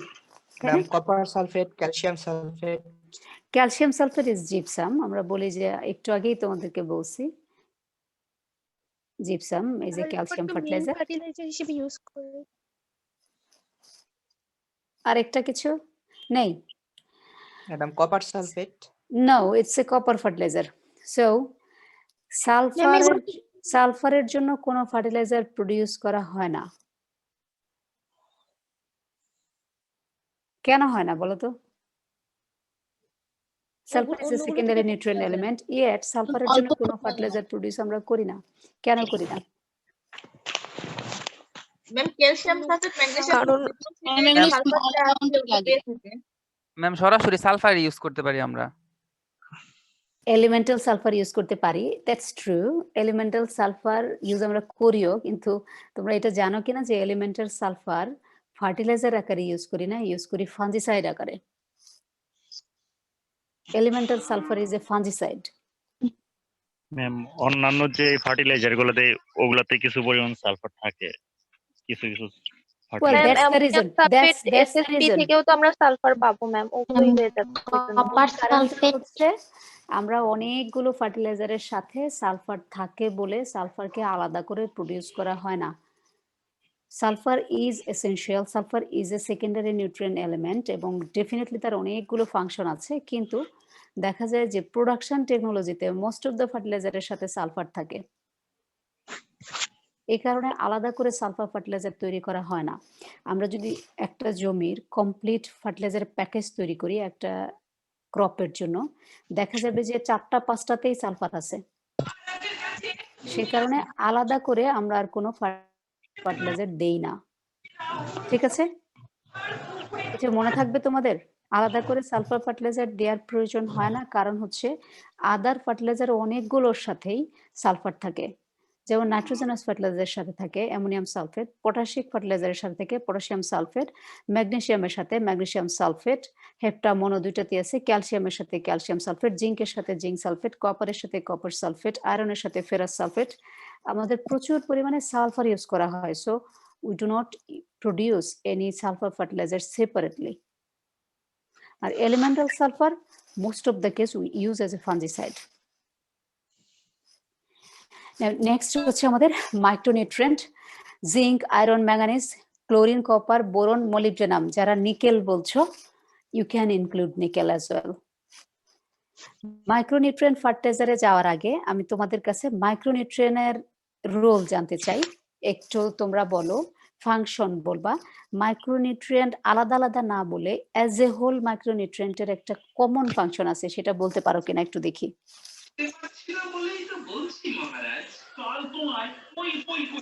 গোপাল ভাট যে বন্ধ করো,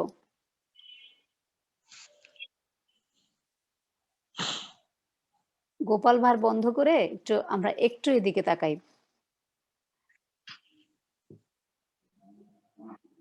ঠিক আছে, এখন একটু বলো যে মাইক্রোনিউট্রিয়েন্ট গুলোর অ্যাজ এ হোল ফাংশন। এটা কি ফ্রুটিং এন্ড ফ্লাওয়ারিং প্ল্যান্টের ক্ষেত্রে? নো ম্যাম, ম্যাক্রোনিউট্রিয়েন্টের কার্যকলাপগুলো ঠিকভাবে ই করার জন্য। না না না না না, you have started but you have just derailed. তুমি শুরু করছিলে ঠিক মতো, কিন্তু ঠিকভাবে কার্যকলাপ না। তুমি স্পেসিফিক্যালি বলো যে সবগুলো মাইক্রোনিউট্রিয়েন্টেরই একটা কমন ফাংশন থাকে, সেটা কি? এক বা একাধিক কমন ফাংশন। ডেফিনেটলি প্রতিটা মাইক্রোনিউট্রিয়েন্টের আলাদা আলাদা ফাংশন আছে, কিন্তু একসাথে ওরা একটা কমন ফাংশন করে, সেটা কি?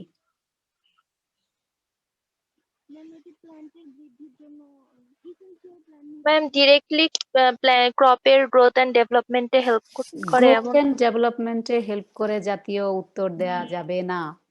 ট্রেস এলিমেন্ট হিসেবে কাজ করে। নো, এক্সাক্ট ফাংশন বলো, যেরকম আমরা ক্যালসিয়ামের ক্ষেত্রে বলছি, ম্যাগনেসিয়ামের ক্ষেত্রে বলছি। নো, ম্যাম মেটাবলিজমে হেল্প করে কিছুটা কিছুটা আসছে। রিঅ্যাকশনকে ত্বরান্বিত করে, অ্যাবজর্ব করতে সহায়তা করে। কি অ্যাবজর্ব করতে সহায়তা করে? মানে ম্যাক্রোনিউট্রিয়েন্ট গুলো প্রপারলি অ্যাবজর্ব করতে। ম্যাক্রোনিউট্রিয়েন্ট গুলো প্রপারলি অ্যাবজর্ব করতে সাহায্য করে। প্রপারলি না হলেও কাছাকাছি হয়েছে, কাছাকাছি হয়েছে, কিন্তু মেইন যে ফাংশনটা বলতে পারছো না, সেটা হচ্ছে সব অ্যাক্টিভেটর হিসেবে কাজ করে। নো নো নো, বলো কেউ একজন বলতেছো। Enzyme activator ma'am. এনজাইমের কোফ্যাক্টর হিসেবে কাজ করে। এনজাইম অ্যাক্টিভেটর না, আসলে সব মাইক্রোনিউট্রিয়েন্ট গুলোই কোনো না কোনো এনজাইমেটিক রিঅ্যাকশনের কোফ্যাক্টর। এবার আসছো এক্সাক্ট ফাংশনে, সব micronutrient. So role of micronutrient in plant যদি আমরা সামারি করে বলি, প্রথম ফাংশনটা দেখো, all the micronutrients involve in enzymatic reaction as a cofactor or act as a cofactor and helps in the metabolism of other nutrient. Enzymatic যে reaction গুলো আছে মাইক্রোনিউট্রিয়েন্ট গুলো সরাসরি টেক পার্ট করে এখানে, অথবা কোফ্যাক্টর হিসেবে টেক পার্ট করে, এনজাইমের কোফ্যাক্টর। আরেকটা হচ্ছে হেল্প করে মেটাবলিজম অফ সাধারণত macro element, and most of the micronutrients are elementary constituent of enzymes. এনজাইমের যে স্ট্রাকচার থাকে প্রতিটা এনজাইমেরই দেখা যায় কোনো না কোনো মাইক্রোনিউট্রিয়েন্ট তার এলিমেন্টারি কনস্টিটিউয়েন্ট, এবং সে কারণেই আসলে micronutrient involve in enzymatic reaction. তোমাকে যদি এক বাক্যে মাইক্রোনিউট্রিয়েন্টগুলোর কমন একটা ফাংশন বলতে বলে তাহলে এটাই হবে যে এটা হচ্ছে এনজাইমেটিক রিয়াকশনে টেক পার্ট করে। সব মাইক্রোনিউট্রিয়েন্টই কোনো না কোনো এনজাইমেটিক রিয়াকশনে টেক পার্ট করে। এখানে আমি আলাদা করে দিয়েছি সবগুলোর, দেখো আমি তোমাদেরকে শীট দিয়ে দিব, আমি সংক্ষেপে একটু বলে দিচ্ছি। যেমন iron is a essential element for haem and ferredoxin group, haemoglobin যেটা সেটা এবং ফেরোডক্সিন গ্রুপের। ম্যাঙ্গানিজ হচ্ছে সুপার অক্সাইড ডিসমিউটেজ, এই এনজাইমটার অংশ, এসওডি বলে। এসওডি খুব ইম্পর্টেন্ট একটা এনজাইম, তোমরা যখন আরেকটু বড় হবে তখন বুঝতে পারবে, যখন থার্ড ইয়ার ফাইনাল ইয়ার বা মাস্টার্সে যাবে। এসওডি খুব ইম্পর্টেন্ট একটা এনজাইম অনেকগুলো কাজের জন্য। এটার অংশ হচ্ছে ম্যাঙ্গানিজ। জিঙ্ক হচ্ছে carbonic anhydrase, SOD, RNA polymerase এবং ডিহাইড্রোজিনেসের অংশ। এছাড়া এটা হচ্ছে নাইট্রোজেনের মেটাবলিজমে ক্লোজলি টেক পার্ট করে। Copper is an essential element of SOD, polyphenol oxidase, প্লাস্টোসায়ানিন, এই কয়টার এবং ফটোসিনথেসিসে টেক পার্ট করে, কারণ এটা ট্রান্সপোর্ট চেনের অংশ। আর বোরন হচ্ছে ইউরাসিল সিনথেসিসের জন্য ইনভলভ হয়, এবং মোলিবডেনাম আছে যেটা নাইট্রোজেন রিডাক্টেজ যে এনজাইম আছে তার মধ্যে থাকে নাইট্রোজেন সিস্টেমে, এবং catalyse the bacterial fixation of dinitrogen. তোমরা যারা মাইক্রোনিউট্রিয়েন্ট গুলোর লিস্ট করেছো তাদের মধ্যে তোমরা এটা জানো কিনা যে মোলিবডেনাম এবং বোরন এই দুটো ইনক্লুড হয় কিন্তু অনেক পরে। যারা এখন নিকেল বলছো, নিকেলের আগে ইনক্লুড হয়েছে কোনটা? মোলিবডেনাম। তার আগে ইনক্লুড হয়েছে বোরন। এই দুইটা জিনিস সবার পরে মাইক্রো এলিমেন্ট হিসেবে, এসেনশিয়ালি এলিমেন্ট হিসেবে অন্তর্ভুক্ত করা হয়। তোমরা কি এটা জানো যে বোরন এবং মোলিবডেনাম বাংলাদেশে কোথায় ইউজ করা হয়, কেন ইউজ করা হয়?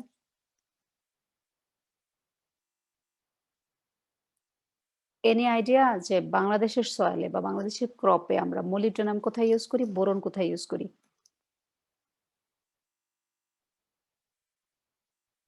নাই না?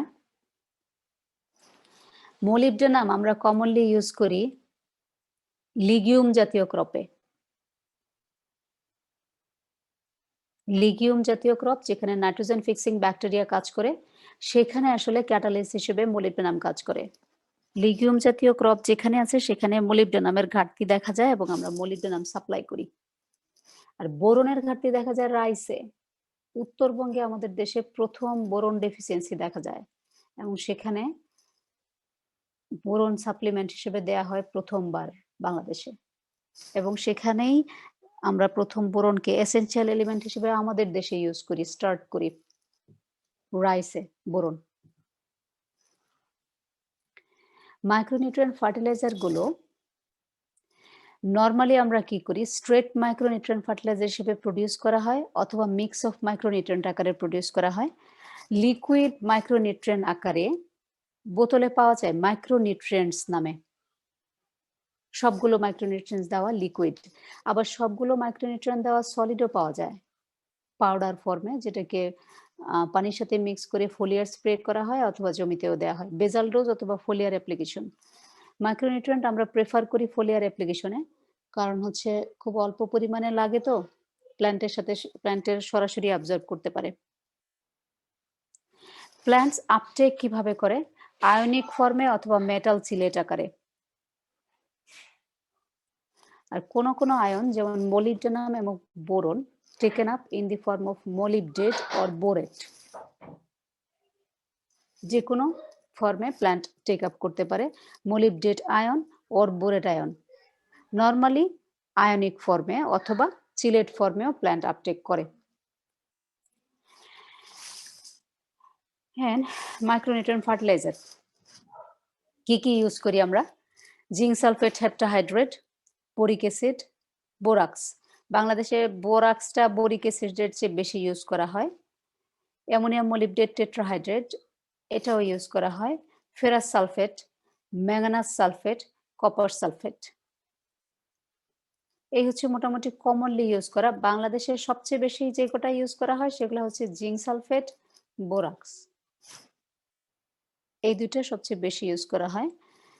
কোনো কোনো ক্ষেত্রে বোরিক অ্যাসিড ক্রপের উপর বেস করে। অ্যামোনিয়াম মলিবডেট টেট্রাহাইড্রেটও এখন কিছু কিছু সয়েলে দেওয়া হয়। আয়রন ফেরাস সালফেট খুব কম দেয়া হয়।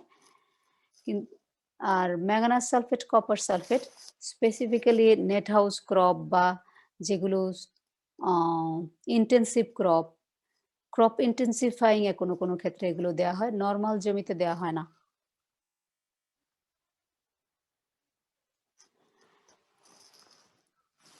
Any question?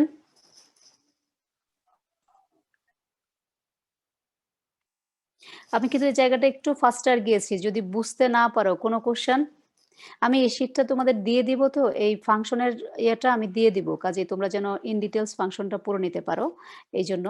আর সেকেন্ডারি এলিমেন্টগুলো তো খুবই ইজি করে অল্প একটু পড়িয়েছি। মাইক্রোনিউট্রিয়েন্টের এই ফাংশনগুলো আমি দিয়ে দিব তোমাদেরকে। কোনো কোশ্চেন আছে তোমাদের? Any question? নো। সো আমার একটা কোশ্চেন আছে, সেটা হচ্ছে বাংলাদেশের সয়েলে তোমরা নিজেদের প্র্যাকটিক্যাল এক্সপেরিয়েন্স থেকে আয়রন ফার্টিলাইজার ইউজ করতে দেখেছো কি?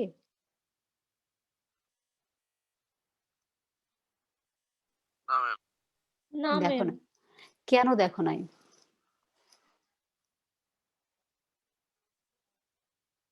অ্যাভেলেবেল আছে এই জন্য।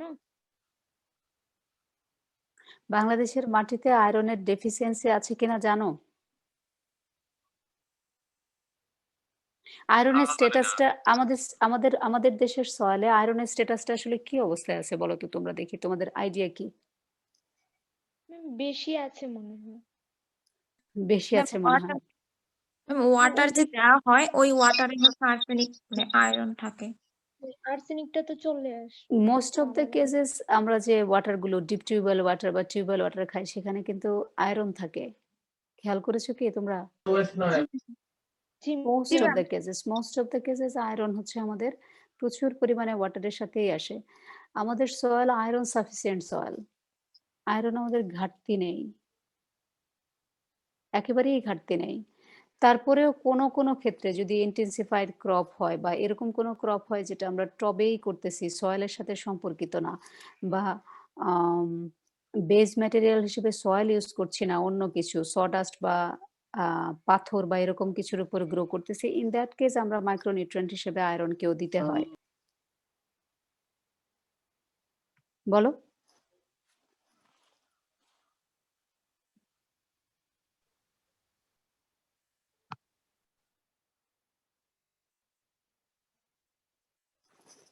বলো কোনো কোশ্চেন?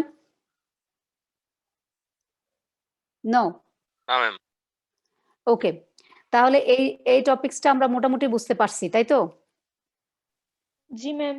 অল্প বুঝলেই হবে, বেশি বোঝার দরকার নেই, পরীক্ষার খাতায় ভালো করে লিখতে পারলে হবে। ঠিক আছে, আর একটা ছোট্ট টপিকসে 5 মিনিট 10 মিনিট আলোচনা করব। যদি তোমরা একটু ব্রেক নিতে চাও তাহলে 5 মিনিট ব্রেক নিয়ে 10 মিনিট আলোচনা করতে চাই। ঠিক আছে, ব্রেক নেব না ম্যাম। ব্রেক নিব না, ওকে। দেন আমরা একটু কন্টিনিউ করি, ওইটাও একটা ছোট্ট টপিকস, একেবারেই সামান্য একটু পড়াবো। সেটা হচ্ছে mix liquid compound and slow release fertiliser. Mix liquid compound slow release fertiliser. তোমরা এখানে মিক্স ফার্টিলাইজারটা পড়েছো, তাই না? আমরা কিন্তু ক্লাসিফিকেশনে মিক্স পড়িয়েছি তোমাদেরকে, জি ম্যাম। কম্পাউন্ড পড়িয়েছি, লিকুইডও পড়িয়েছি অল্প একটু, কিন্তু পড়িয়েছি। পড়ায়নি হচ্ছে স্লো রিলিজ ফার্টিলাইজার। সো একেবারে সংক্ষেপে একটু একটু প্রত্যেকটা টার্মের সম্পর্কে আমরা একটু বলে যাব। মিক্স ফার্টিলাইজার, এখন তোমরা বলো, আমি পড়িয়েছি আগে, তোমরা বলো।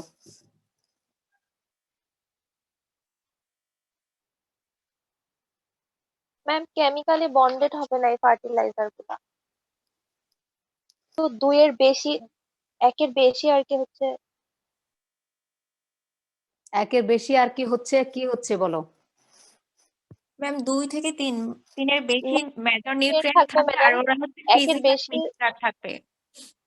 দুইটা at least two At least 2 primary nutrient element থাকবে এবং যে এলিমেন্ট গুলো কেমিক্যালি কম্বাইন্ড হবে না। It's a mechanical or manual mixture of straight fertiliser. Then no chemical reaction. The term is applied for a fertilizer material that is a physical mixture of two or more straight fertilizer material mixed together. No chemical reaction. এটা হচ্ছে মূল জিনিসটা খেয়াল রাখবে। Mix ফার্টিলাইজারের advantage disadvantage এগুলো আসলে অনেকটা অ্যাগ্রোনমি টাইপের পড়াশোনা, তারপরেও একটু জেনে রাখতে হবে আমাদেরকে। একদম সংক্ষেপে ছোট ছোট কয়েকটা পয়েন্ট বলছি। Less laborious, less cost involve in application, যেহেতু আমরা মিক্স করতেছি। প্রপার মিক্সচার হলে আমাদের ব্যালেন্স নিউট্রিয়েন্ট দেওয়া সম্ভব হয়। কোনো ক্ষেত্রে মিক্সচার বেটার ফিজিক্যাল কন্ডিশন দেয় এবং মাইক্রোনিউট্রিয়েন্টের মতো নিউট্রিয়েন্ট যেগুলো খুবই অল্প পরিমাণে লাগে সেগুলো মিক্স হিসেবে প্রয়োগ করা ভালো ইন্ডিভিজুয়াল অ্যাপ্লিকেশনের চেয়ে, কারণ লস হয় অ্যাপ্লিকেশনের সময়। ডিসঅ্যাডভান্টেজ কি? সেটাকে আসলে মিক্স করে দিতে গেলে সমস্যা হয়। যেমন আমার নাইট্রোজেনটা কোনো কারণে স্পেশাল ডোজ দিতে হবে, সেখানে আমি মিক্স করে দিতে পারবো না। মিক্স করতে গেলে সে ডোজটার আসলে হেরফের হয়ে যায়। প্ল্যান্ট এবং সয়েল রিকোয়ারমেন্ট অনুযায়ী স্পেশাল ডোজ যদি দিতে হয় তাহলে মিক্স ফার্টিলাইজার সুইটেবল না, আমি এটা ইউজ করতে পারবো না। এটাকে ডিসঅ্যাডভান্টেজ না বলে বলা যায় যে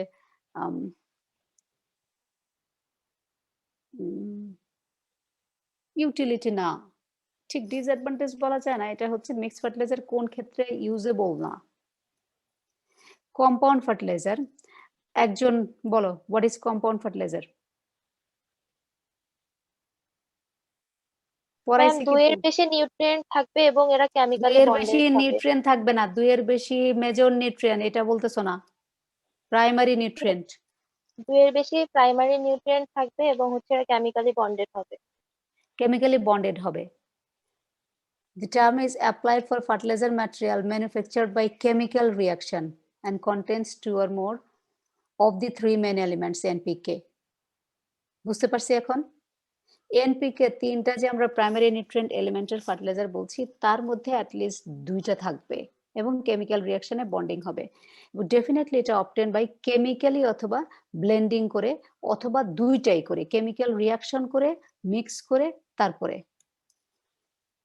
এটার অ্যাডভান্টেজও হচ্ছে, এটার মূল অ্যাডভান্টেজ হচ্ছে যে একসাথে দুইটা নিউট্রিয়েন্টকে অনেক সময় আমরা অ্যাপ্লাই করতে পারি, যেমন ডিএপি। অনেক সময় হাই নিউট্রিয়েন্ট কন্টেন্ট থাকে, বেটার ফিজিক্যাল কন্ডিশন থাকে, ট্রান্সপোর্ট এন্ড ডিস্ট্রিবিউশন কস্ট কম হয়, এটা মিক্সের মতোই সেম। এবং মিক্স ফার্টিলাইজারে অনেক সময় যেটা হয় যে কেকিং, হাইগ্রোস্কোপিসিটি হতে পারে, এটা সাধারণত কম্পাউন্ড ফার্টিলাইজারে হয় না, যেহেতু একটা কেমিক্যাল ফরমেশনে চলে যায়। এটা স্টোরেজের জন্য সেফার অনেক। Now liquid fertilizer, the final one. Ma'am একটু ইন্টারাপ্ট করি, আপনি বলো। আইডির ব্যাপারে কিছু বলছেন কি? কিসের ব্যাপারে? আইডি দেওয়ার ব্যাপারে, মানে চ্যাট বক্সে। আমি বলেছিলাম আইডি দেওয়ার ব্যাপারে, পরে আমি চিন্তা করলাম যে আইডি তোমরা প্রথম দিন দিয়েওছো, দ্বিতীয় দিন কিন্তু আমি আইডি তোমাদের কালেক্ট করেই নেব। তাহলে কি চ্যাট বক্সে সবাইকে দিতে বলবো আইডি? চ্যাট বক্সে আইডি দেওয়ার দরকার নেই, আমি আইডি তোমাদের কাছ থেকে, তোমাদের আইডি আমি কালেক্ট করে নেব আমাদের আইসিটি সেল থেকে। Thank you ma'am. আসলে সবাই আইডি দিচ্ছে তো চ্যাট বক্সে, ভাবলাম আইডি দিতে বলছেন নাকি। না, আইডি দিতে আমি হচ্ছে দ্বিতীয় ক্লাসে বলেছিলাম যে আমাকে আইডি যেন দিয়ে দেওয়া হয়। ঠিক আছে, ওকে, কেউ দিলে সমস্যা নেই, কিন্তু আমি না দিলেও আমি কালেক্ট করে নেব। ওকে, এন্ড শেষের দিকে চলে আসছি আর একটু লিকুইড ফার্টিলাইজার। তোমরা প্রথম দিনের ক্লাসিফিকেশনের সময় একটু বলেছিলাম ফর্মে যেটা লিকুইড হয়, যখন ফার্টিলাইজারকে আমরা সলিউশনে তৈরি করি, হোললি অথবা পার্শিয়ালি ইন সলিউশন যেটা তৈরি করা হয় সেটাকে আমরা বলি লিকুইড ফার্টিলাইজার এবং হ্যান্ডেল করি অ্যাজ এ লিকুইড। এবং এটার ক্ষেত্রে আমরা লিকুইড সলিউশন বানাই, অনেক সময় লিকুইড সাসপেনশন বানাই, অনেক সময় অ্যানহাইড্রাস অ্যামোনিয়া আকারে তৈরি করি। এই সবগুলোই আমাদের হচ্ছে লিকুইড ফার্টিলাইজার। তোমরা গতদিন একটু বলছিলা যে লিকুইড ফার্টিলাইজারের ক্ষেত্রে কোন কোন ক্ষেত্রে ইউজ করা হয়, অ্যাডভান্টেজে আমরা এটাই নিয়ে আসছি যে যেখানে নিউট্রিয়েন্ট অ্যাবজর্ব দূরে চলে যাওয়ার প্রবলেম যেটা লস এটা হয় না। তারপরে যেটা কেকিং ফরমেশন, হাইগ্রোস্কপিসিটি এই প্রবলেমগুলো লিকুইডের ক্ষেত্রে হয় না। লিকুইড ফার্টিলাইজার ইরিগেশন আকারে ইরিগেশনের সাথে দেয়া যায় এবং স্টোরেজ, হ্যান্ডলিং, লোডিং এগুলো লেস এক্সপেন্সিভ হয় যেহেতু লিকুইড ফার্টিলাইজার অনেক কনসেন্ট্রেট থাকে। এক বোতলে হয়তো 50 কিলোর এক বস্তা ফার্টিলাইজারের সমান নিউট্রিয়েন্টকে ধরানো যায়। That is why we use sometimes liquid fertilizer rather than solid. Disadvantage হচ্ছে চয়েস ইজ লিমিটেড। সব ম্যাটেরিয়ালকে লিকুইড করা যায় না, লিকুইড ফার্টিলাইজার আকারে তৈরি করা যায় না। ডিএপি লিকুইড তৈরি করা মুশকিল, টিএসপি লিকুইড তৈরি করা মুশকিল। So we need to use the solid foam. এইটুকু তোমরা আসলে আগের ক্লাসেই পড়ছিলা, একটু ইন ডিটেলস পড়া হলো। যেটা আমাদের আজকে একটু এটা বলেই শেষ করব, স্লো রিলিজ ফার্টিলাইজার কোনগুলো বলো? এই সম্পর্কে তোমাদের বোধহয় কিঞ্চিত আইডিয়া আছে। স্লো রিলিজ ফার্টিলাইজার একটু বলো, তোমরা বলবে। ম্যাডাম অর্গানিক ফার্টিলাইজার গুলো স্লোলি রিলিজড। না, কেমিক্যাল ফার্টিলাইজারও আছে কিছু যেগুলো স্লো রিলিজ। গ্রানিউল বড় আকারে যেগুলো থাকে, গ্রানিউল, ব্রিকুইডস।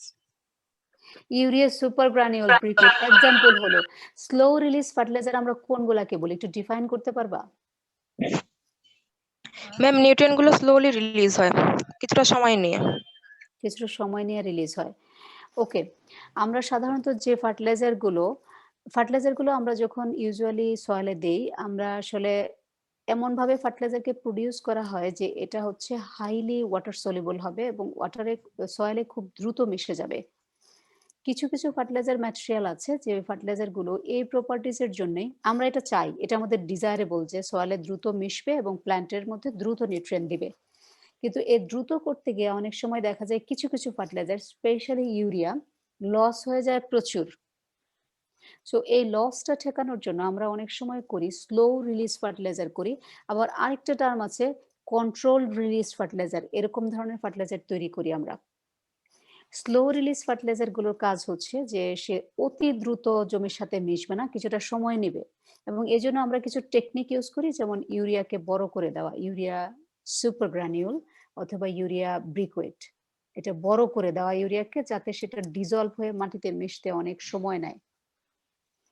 কন্ট্রোল রিলিজ নামে আরেকটা টার্ম আছে যেটাতে আমরা ফার্টিলাইজারের চারপাশে একটা কোটিং এর মতো দেয়া হয় এবং কোটেড ইউরিয়া বলতেও একটা ইউরিয়া পাওয়া যায়, যেটা হচ্ছে যে কোটিংটা ডিজলভ হয়ে আস্তে আস্তে একটু একটু করে নিউট্রিয়েন্ট রিলিজ করে। এটাকে আমরা বলি কন্ট্রোল রিলিজ ফার্টিলাইজার। এই দুই ধরনের ফার্টিলাইজার এখন অ্যাডভান্স স্টেজ ফার্টিলাইজার হিসেবে পাওয়া যায়। কন্ট্রোল রিলিজগুলো অনেক সময় আমরা যে ক্যাপসিউল খাই, মানুষের খাওয়ার ক্যাপসিউল, অনেকটা ওই রকম ফার্টিলাইজার তৈরি করা হয় এখন বাজারে। আর স্লো রিলিজগুলো কমন এক্সাম্পল হিসেবে আমরা দিতে পারি ইউরিয়া, যেটা হচ্ছে ইউরিয়া সুপার গ্রানিউল, ইউরিয়া ব্রিকুইড অথবা কোটেড ইউরিয়া। সো এই হচ্ছে আমাদের কনসেপ্ট যে আমরা স্লো রিলিজ বা কন্ট্রোল রিলিজ কেন করতে চাই। স্লো রিলিজ ফার্টিলাইজার হচ্ছে যে আমরা আস্তে আস্তে নিউট্রিয়েন্টকে অ্যাভেলেবল করতে চাই প্ল্যান্টে, ওভার টাইম ধরে রেট অফ রিলিজ আমরা আস্তে আস্তে করতে চাই। That is the slow release fertilizer. এখানে একটু খেয়াল করো, rate of release is regulated by use of change of physical condition. Physical কন্ডিশনকে চেঞ্জ করে আমরা রিলিজটাকে রেগুলেট করি, যেমন সাইজ বড় করে দেই অথবা কোটিং দিয়ে দেই। আর কন্ট্রোল রিলিজ যেটা করি, নিউট্রিয়েন্ট একটা সার্টেন টাইম পরে পরে রিলিজ করে এবং over a long period of time. One or more nutrient have limited solubility in the soil solution become available to the growing plant over a controlled period, লম্বা সময়। So control, এখানে আমরা যেটা করি normally controlled water solubility of material due to semi permeable coating of inherent water insolubility of polymer. এক্ষেত্রে সাধারণত তোমাদের একটু আগে যেটা আমি বলছি যে আমরা যে ক্যাপসিউল খাই, তোমরা কি অ্যান্টাসিডের ক্যাপসিউল দেখেছো রিসেন্টলি? লোসেকটিল, ইসোরাল খেয়েছো তোমরা? ইয়েস ম্যাম, দেখেছি ম্যাম। এই ট্যাবলেট গুলোর ভিতরে দেখেছো কখনো ছোট ছোট ছোট ছোট দানার মতো থাকে,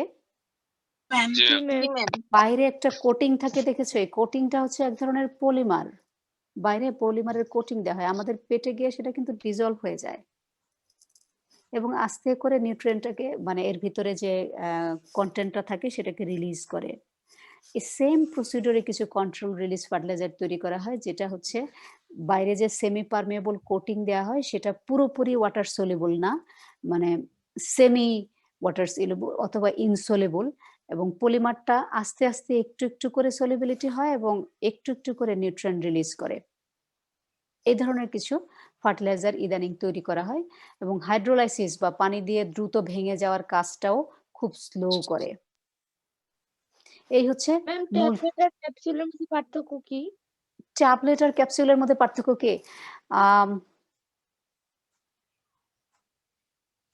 সাধারণত ক্যাপসুল জাতীয়, তোমরা যে ক্যাপসুল খাও, খাওয়ার ক্যাপসুল, আমরা যদি হিউম্যান ড্রাগ চিন্তা করি তাহলে দেখবো যে হিউম্যান ড্রাগে ক্যাপসুলগুলোর বাইরে একটা আবরণ থাকে। খেয়াল করেছো? যে কোনো ক্যাপসুলের বাইরে একটা এক্সট্রা আবরণ থাকে, পলিমারের আবরণ। আমরা সাধারণত হিউম্যান ড্রাগে যেগুলো ইউজ করি ইউজুয়ালি সেগুলো হয় অ্যানিম্যাল থেকে নেওয়া, অ্যানিম্যাল গাছ বা অ্যানিম্যাল থেকে কোনো কিছু নিয়ে পলিমার তৈরি করা হয় এবং সেটার আবরণ থাকে, যেটাকে আমরা ক্যাপসুল তৈরি করি বলি। আর যেটা হচ্ছে নর্মালি ট্যাবলেট আকারে পাওয়া যায়, যেমন প্যারাসিটামল, নাপা এক্সট্রা, অ্যান্টাসিড, এগুলো খাইছো না? এগুলোর ক্যাপসুল পাইছো, খাইছো না? একটু লম্বা ধরনের হয় বা গোল ধরনের হয়। ওই ক্যাপসুলগুলোর হচ্ছে বাইরে কোনো এক্সট্রা আবরণ থাকে না।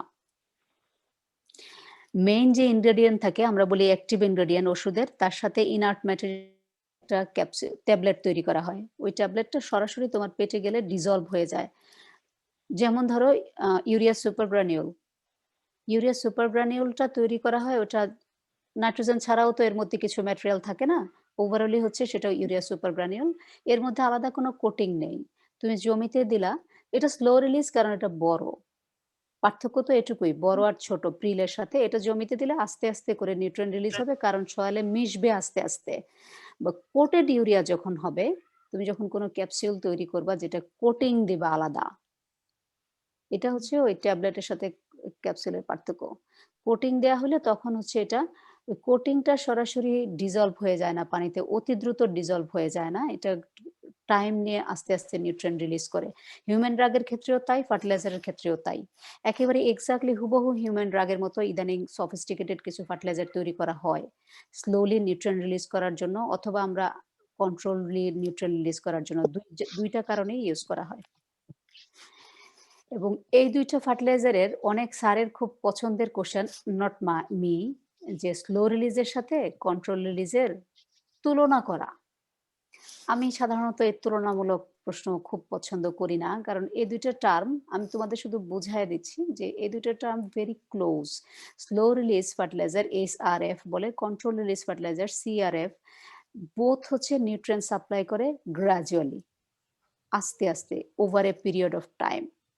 দুইটা ফার্টিলাইজারের গড়নে কিছুটা ভিন্নতা আছে। কন্ট্রোল রিলিজগুলো আমি যে সময়টাই চাই ওই সময়ে নিউট্রিয়েন্ট সাপ্লাই করে, স্লো রিলিজগুলো over a period of long time supply করে। খুবই সূক্ষ্ম পার্থক্য এই দুজনের মধ্যে।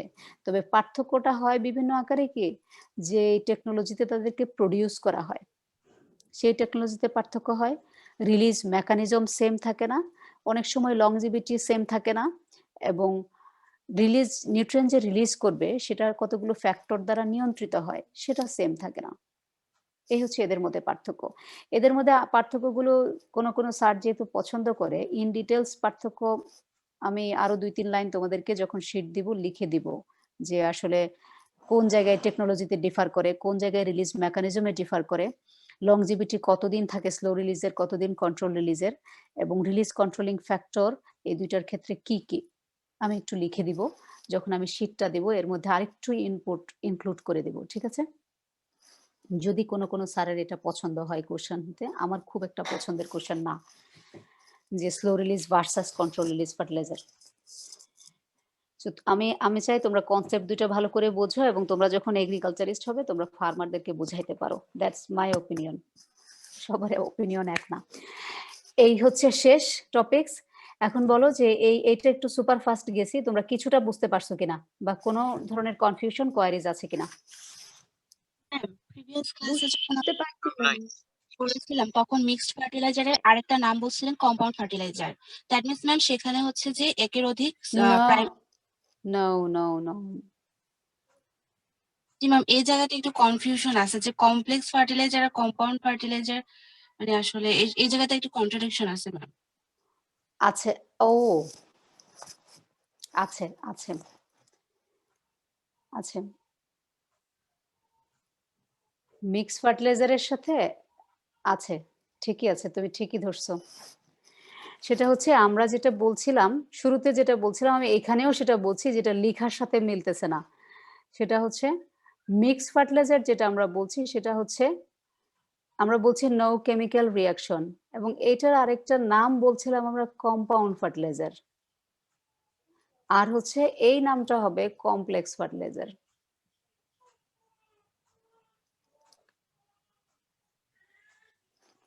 লেখার সাথে মিলতেছে না, এই নামটা হবে কমপ্লেক্স ফার্টিলাইজার।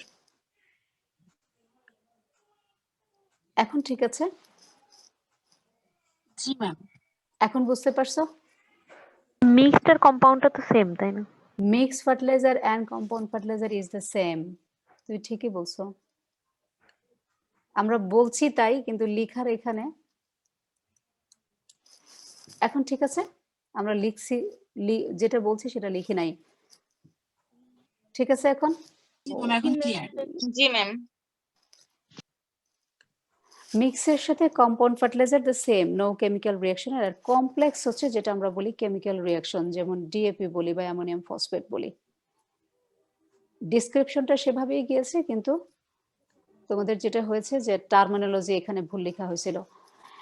আর কোনো কনফিউশন? তবে তোমাদেরকে একটা জিনিস বলে রাখি এখানে, সেটা হচ্ছে যে